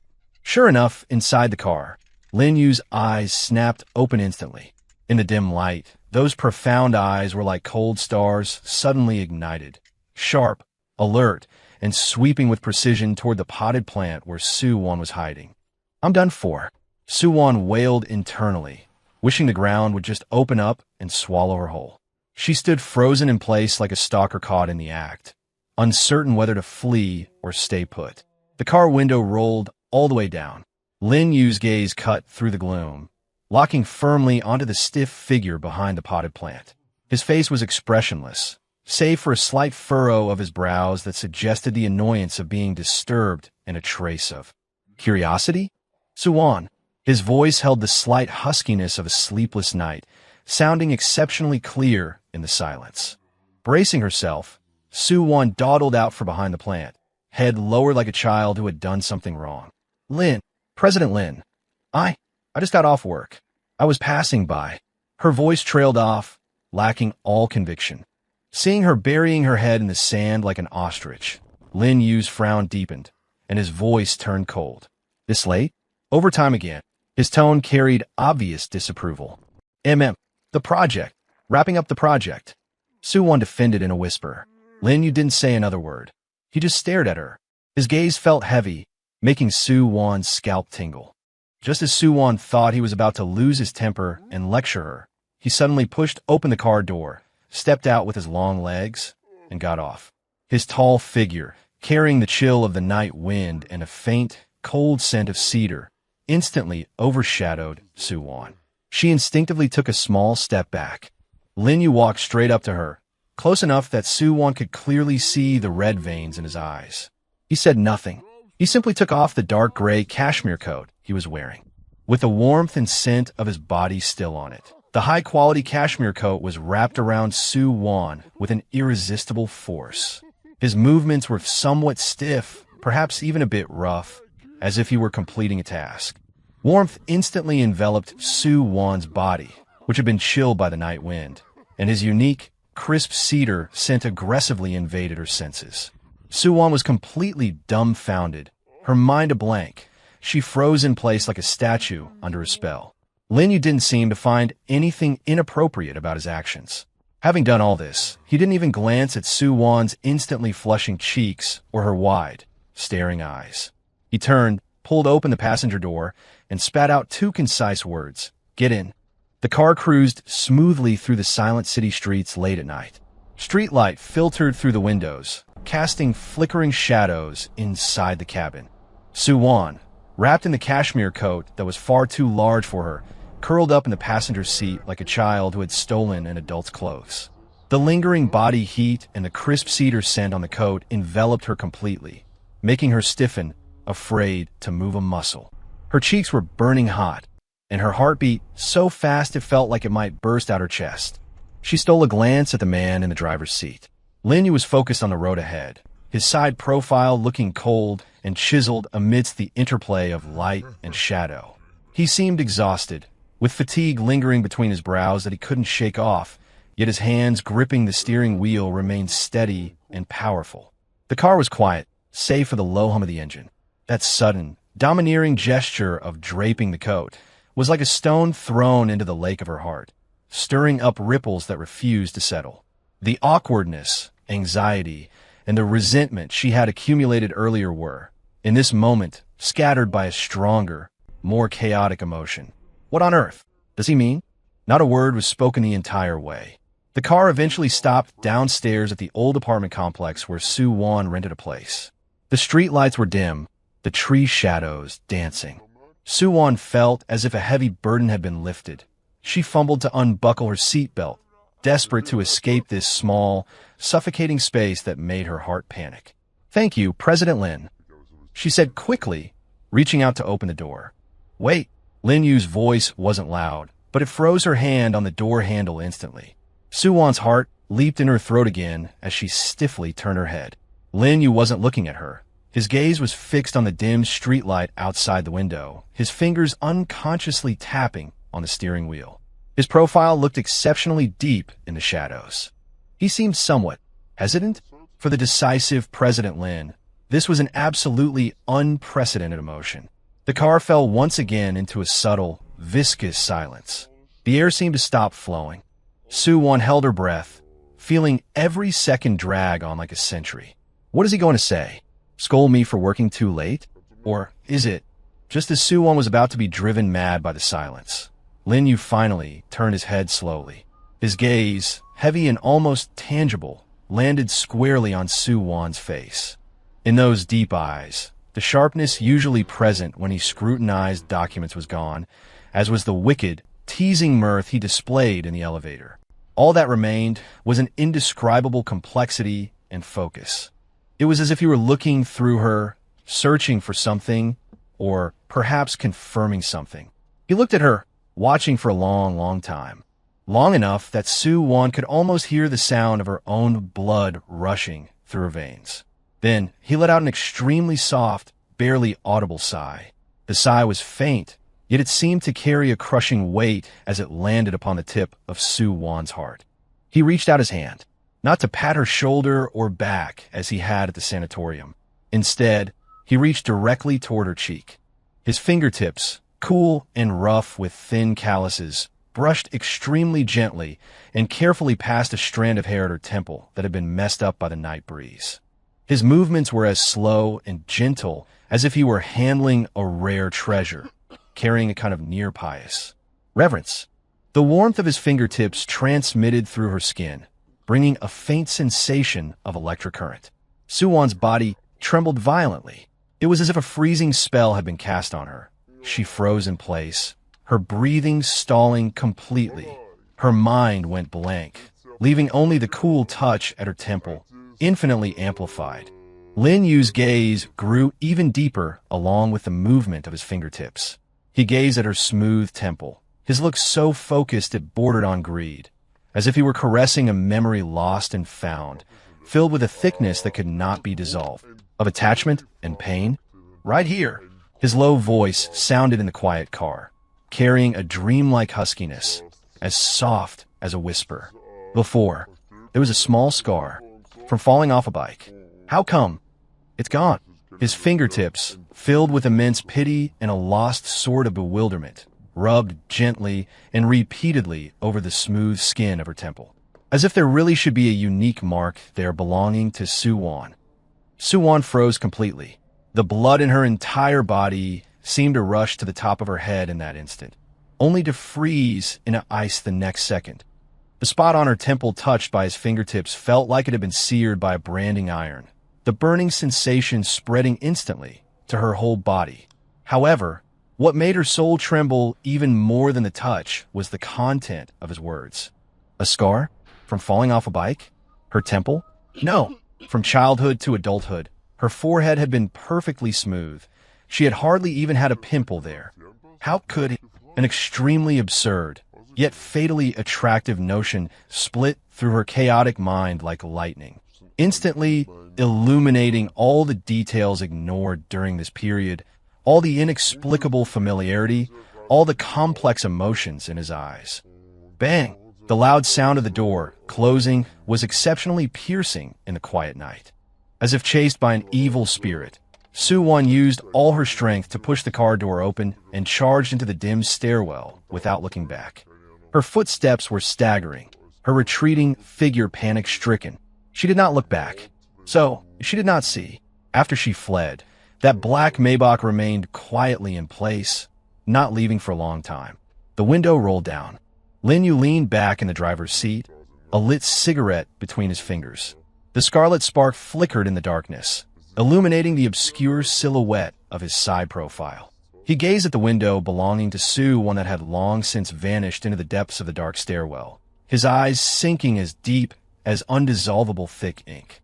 The night breeze blew past, ruffling the bangs at his forehead to reveal a deep furrow between his brows. After a long while, he raised his hand, took a harsh drag on the cigarette, and then forcefully extinguished the butt in the car's ashtray. The white smoke blurred the bottomless pain, and resolution surging in his eyes. 12 fragments of memory after that night. Something between Soo-won and Lin Yu underwent a subtle, yet irreversible change. Soo-won began to deliberately avoid Lin Yu.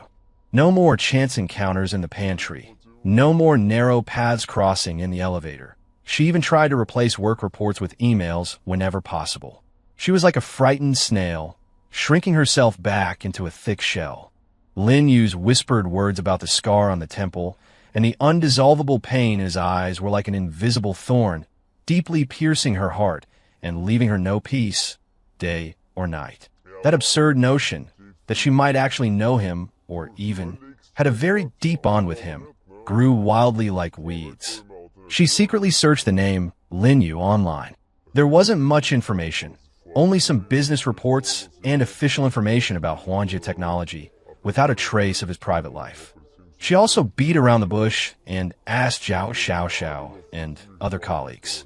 Everyone was secretive about President Lin's private life, knowing only that he was extremely low-key and had never heard of him being married or having a fixed partner. The less she could find, the heavier the cloud of suspicion in Soo-won's heart became. She began to dream frequently. In her dreams, there were always fragmented, grotesque scenes. The ear-piercing screech of brakes, the blinding glare of white light, the scent of disinfectant, and a blurry, tall figure calling out anxiously amidst the interplay of light and shadow. The voice was fractured and distant, impossible to make out. Every time she tried to get closer to see the figure clearly, the dream would come to an abrupt halt, leaving behind only a lingering sense of loss and a dull, phantom pain at her temples. And Lin Yu seemed to have sensed her avoidance.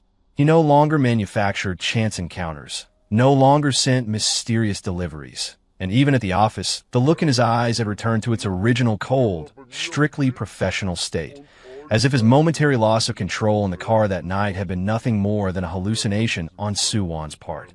Only occasionally during large meetings, when Soo-won spoke on behalf of the project team, could she feel that gaze resting upon her, heavy, carrying a soul-piercing scrutiny and complex emotions she could not comprehend. This deliberate detachment and the repressed undercurrents made Soo-won feel suffocated. She needed an answer that could extricate her from this tangled mess. The catalyst came on an ordinary Friday afternoon. The administration department sent an email notifying all employees to clear out their personal lockers in preparation for a fire safety inspection the following week.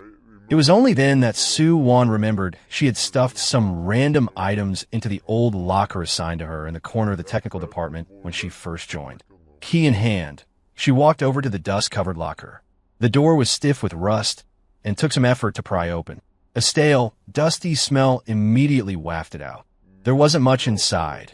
An old canvas tote bag printed with her university logo, a few outdated technical magazines, and an unremarkable, dust-laden cardboard file box.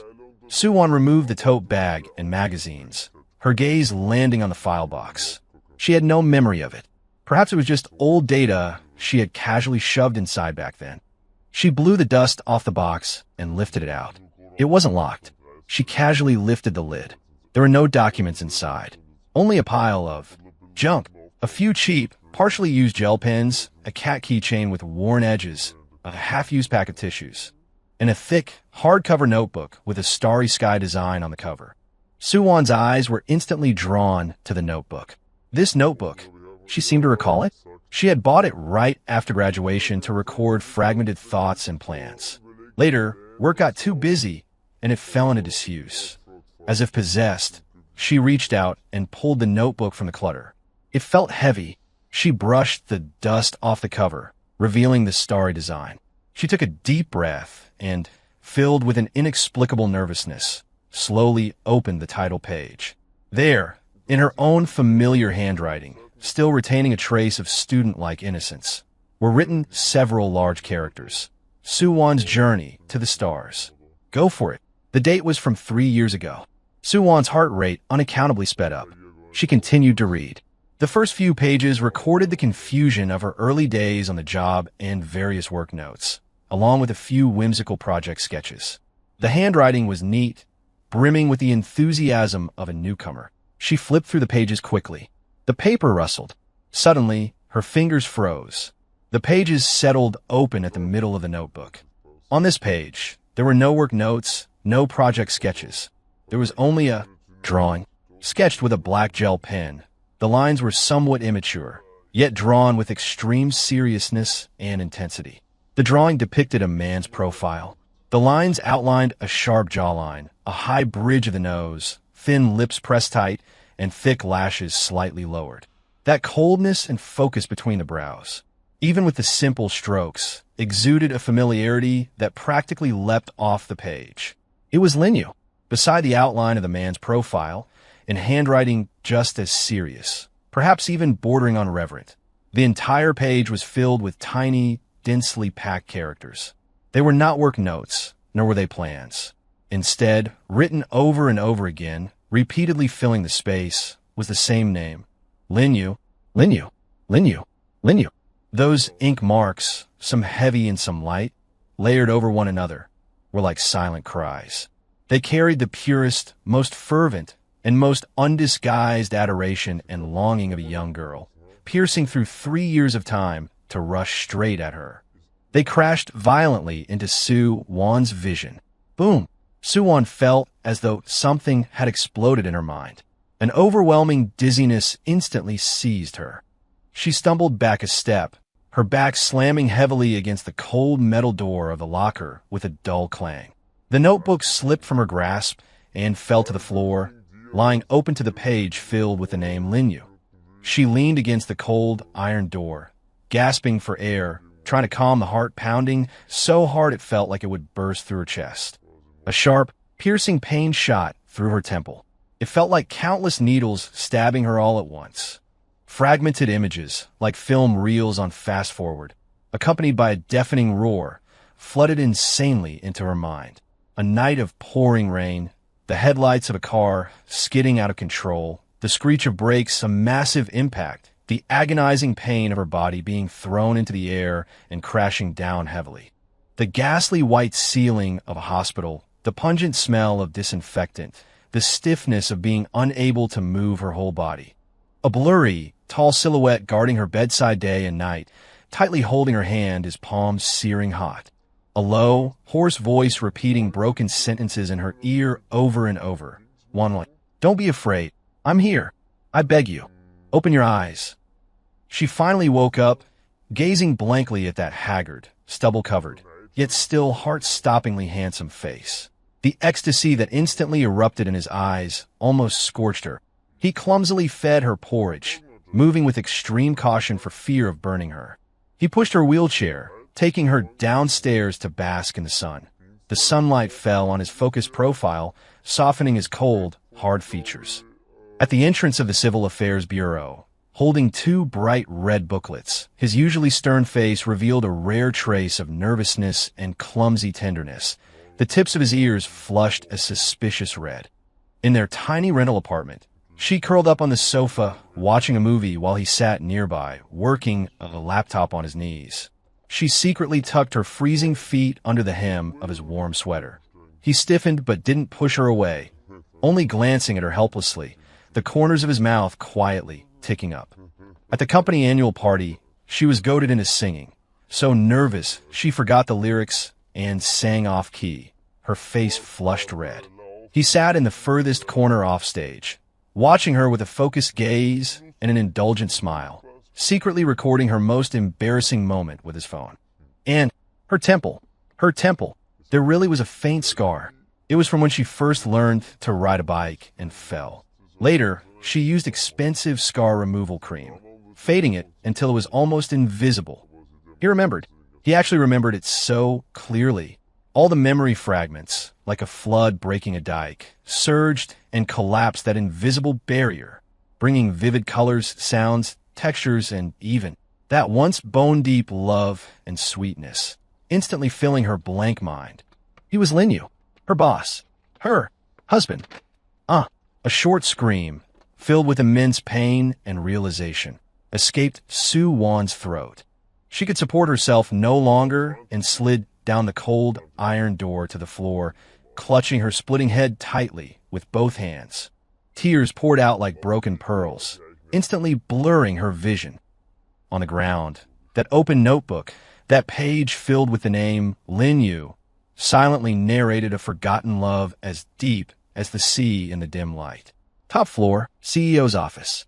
Outside the massive floor-to-ceiling windows, the setting sun was like molten gold, dyeing the entire city a warm orange red. Lin Yu stood before the window, his straight back betraying a trace of imperceptible loneliness. He held a cup of black coffee that had long gone cold, yet he didn't drink. His deep gaze rested on the horizon, though his focus lay nowhere in particular. The internal office phone rang abruptly, breaking the silence. Lin Yu snapped back to reality, put down the cup, walked back to the desk, and pressed the answer button. Speak. Mr. Lin, the receptionist Lily's voice held hesitation and urgency. There seems to be a situation in the technical department. Sue Wan, she. Lin Yu's heart sank violently. An ominous premonition instantly seized him. His voice turned suddenly sharp and cold. What happened to her? She was just over by the lockers. She seems to have suddenly felt unwell.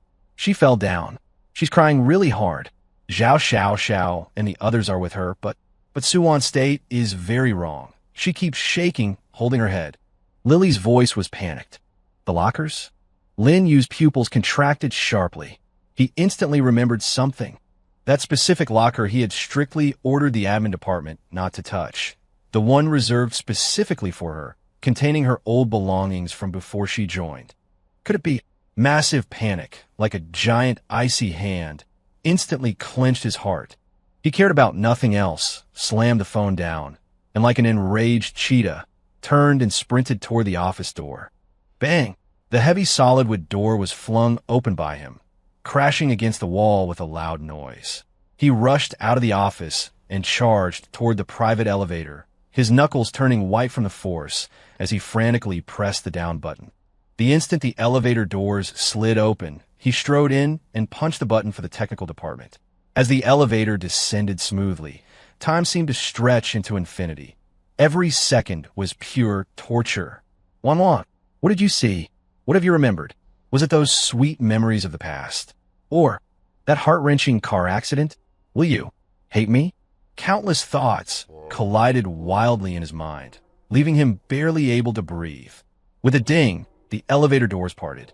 Lin Yu tore out like a black whirlwind, making a beeline for the storage area in the corner of the technical department. From a distance, he spotted that small figure. Suwon was curled up on the cold, dusty floor, her back resting against the equally cold metal doors of the lockers. Her head was bowed, her long, raven hair hanging in messy strands that obscured most of her face. Her slender shoulders trembled violently. Suppressed, broken sobs drifted out intermittently, like the whimpering of a wounded animal, wrenching at the heartstrings of anyone who heard.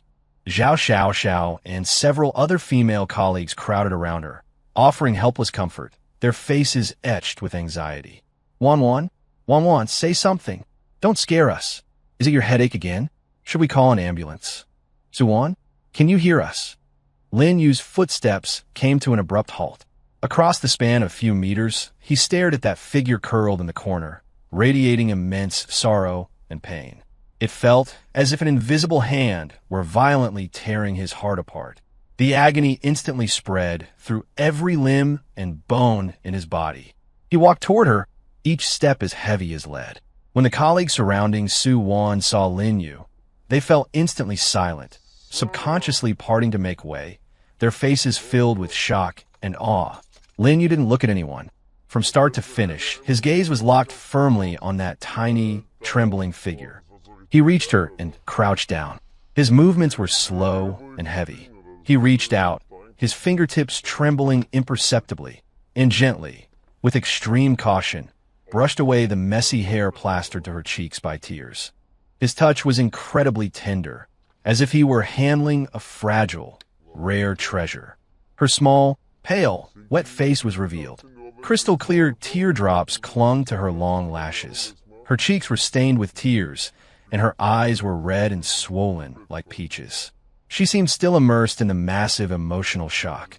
Her eyes were unfocused, filled with confusion and pain. Lin Yu's heart ached to the point of suffocation. He looked at her, seeing his own anxious and pained reflection in her eyes. Time seemed to freeze in that moment. The entire technical department was silent as the grave. Everyone held their breath, staring in disbelief at a scene destined to go down in the annals of company gossip. Their lofty, frost-cold President Lin was actually crouching so carefully in front of an intern, and his movements were so gentle. Lin Yu took a deep breath, suppressing the lump in his throat. He reached out, his movements incredibly soft, attempting to touch her ice-cold fingers. Wan. His voice was terribly hoarse, laced with the immense fear of someone afraid to lose what they had just regained, and filled with caution. Look at me. It's me. Just as his fingertips were about to brush against her, Suwon, who had kept her head lowered in agony, suddenly looked up. Those eyes, washed by tears, were now like ignited stars, shockingly bright. Gone was the confusion. Gone was the pain. All that remained was a piercing clarity that had broken through the fog, and a burning, scorching flame. She looked at Lin Yu, who was inches away, gazing into his eyes filled with pain, worry, and bottomless affection. The next second, under the horrified gazes of the crowd, who looked as if they had been collectively turned to stone, Suwon suddenly reached out and wrapped her arms around Lin Yu's neck. Her movement was fast, precise, fierce, carried by a resolve to risk everything. Then, under the world-shattering gaze of every Illusion Tech employee present, she stood on her tiptoes, used all her strength, and fiercely, precisely pressed her lips against Lin Yu's thin lips, lips that usually remained tight and dispensed only cold commands. MMPH. Lin Yu's pupils dilated to the extreme. His mind went blank, the soft, trembling, yet incredibly real sensation on his lips, carrying the salty taste of tears and her unique, sun-kissed scent. It was like the most violent electric current, instantly piercing through all his reason and defenses. Time truly stood still. The entire technical department was silent enough to hear a pin drop. Only the old server in the corner continued to emit a low hum. Suwon pressed tightly against him, kissing him with chaotic abandon, even biting him with a hint of ferocity.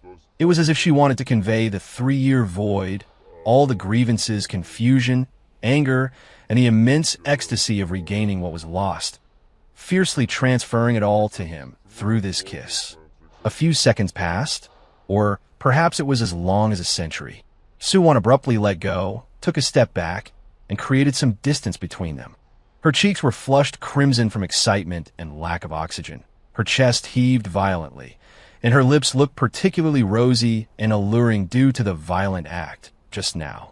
She tilted her head back, and with eyes burning as bright as flames, she stared fixedly at Lin Yu. Every word she spoke smashed into the silent air, and into Lin Yu's chaotic mind, with absolute clarity. Lin Yu, I remember now. I remember everything, including... She took a short breath, her eyes flashing with a gleam of cunning and burning resolve, her voice ironclad. You took advantage of my amnesia and tricked me into calling you uncle for 3 months. And you forced me to write 10 reports. How are we going to settle this score?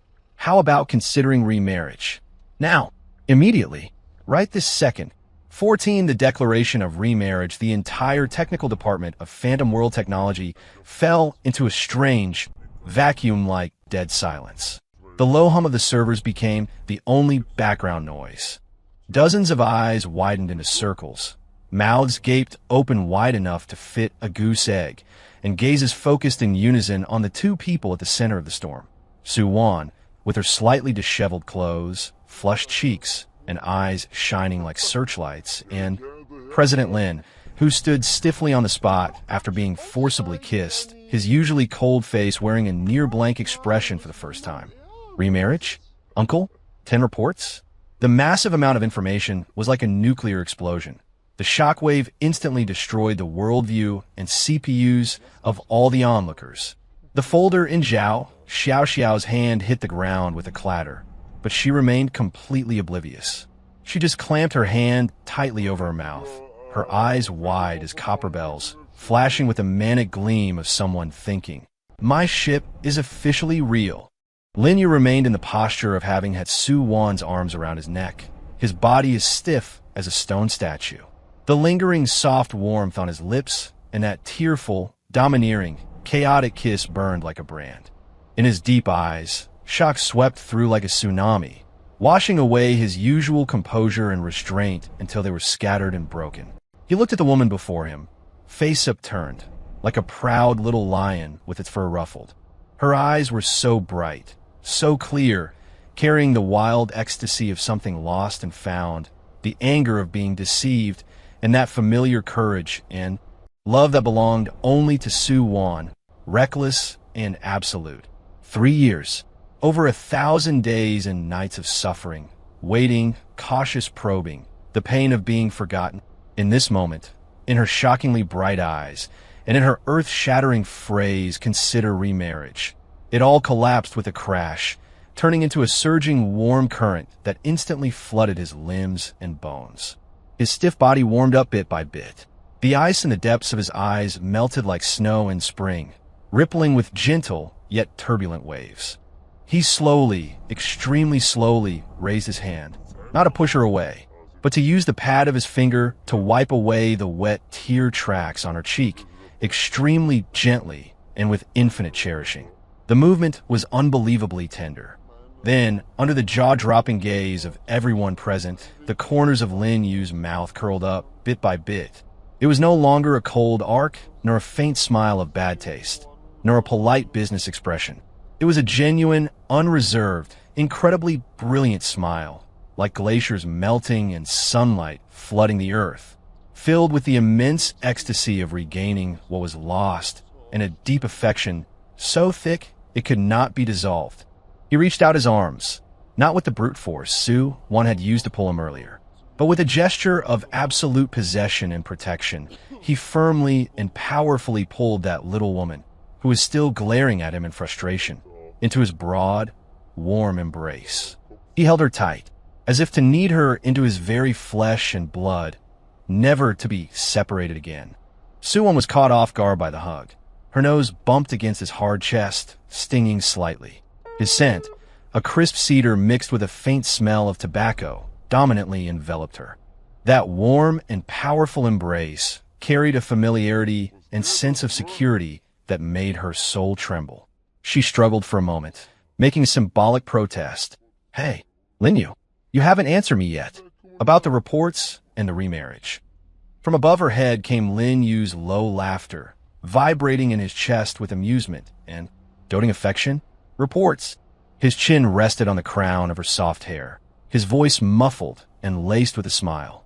Whether Mrs. Lin wants to burn them for firewood or fold them into paper airplanes, it's all up to you, as long as you're happy. He loosened his hold on her slightly and lowered his head. His deep eyes seemed to hold the entire galaxy, locking intently and passionately onto her lips, which were parted slightly in surprise. As for remarrying, he deliberately dragged out the syllables, watching Su Wan's expression instantly tense up, the amusement in his eyes deepening. He lowered his head further, his warm breath brushing against her ear. His voice was low and seductive, carrying a domineering declaration of ownership and an unquestionable tenderness. There is no need to consider it. Right now, immediately, this instant, come home with me. 2. Get the household. Register. 15. A happy return 1 month later. The door to the CEO's office on the top floor of Phantom Tech was pushed open, and Lin Yu walked out holding Su Wan's hand. Su Wan wore a bright smile on her face, while her other hand ostentatiously held up 2 brand-new, glaringly red marriage certificates. The staff from the technical department, administration, marketing, and others who had long been waiting outside, pretending to be passing by, but actually there for the gossip, instantly erupted into earth-shattering applause and whistles. Congratulations, President Lin. Congratulations, boss's wife. Happy wedding. May you be together forever. Have a baby soon, President Lin. For once, Lin Yu didn't have a cold expression. With a faint smile playing on his lips, he calmly accepted everyone's well wishes. He turned his head to look at his little wife beside him, whose cheeks were slightly flushed but who was smiling brilliantly. His gaze was so gentle it could drown a person. Su Wan openly waved the red booklets in her hand, cleared her throat, and flashed a mischievous smile at Zhao Xiao Xiao, who was squeezed at the very front taking photos like crazy. Ahem, let me make an official announcement. From now on, you can call me Su Wan. Calling me the boss's wife. That works too. However, she changed her tone, glancing at the tall, handsome man beside her with a hint of smugness. If you want to call your president, Lin. She paused deliberately, watching Lin Yu raise an eyebrow slightly, then enunciated clearly and loudly. You have to pay extra. Haha. The boss's wife is mighty. President Lin, did you hear that? Pay extra. The entire top floor was instantly drowned in raucous laughter and cheering. Lin Yu looked at the spirited, mischievous little woman beside him, the amusement in his eyes nearly overflowing. He shook his head helplessly, reached out, and naturally wrapped his arm around her shoulder, pulling her tighter into his embrace. He lowered his head and whispered in her ear, in a voice only the two of them could hear. Fine. Pay extra. My salary card is under your control. And I'm under your control, too. Permanent edition. Mrs. Lin. Su Wan tilted her face up, crashing into his eyes filled with stars and doting affection. Her eyes curved in a smile like a little fox that had stolen some honey. Sunlight poured through the massive floor-to-ceiling windows, casting their embraced silhouette into a long, long shadow. Outside the window was the bustling city. Inside the window was a perfection that had been lost and found again. Su Wan hummed a tune, buzzing about like a happy little bee as she rummaged through the walk-in closet. With the marriage certificate in hand and the wedding being planned, she could finally openly move her things back to her home. Lin Yu's ridiculously large penthouse, decorated so coldly it looked like a showroom. That capitalist, his taste is as frigid as ever. Su Wan grumbled as she discovered a dusty, old cardboard box deep inside a massive, barely used wardrobe. What's this? She curiously dragged the box out. It was heavy. She brushed off the dust and opened the lid. It wasn't anything valuable inside, but rather, old things?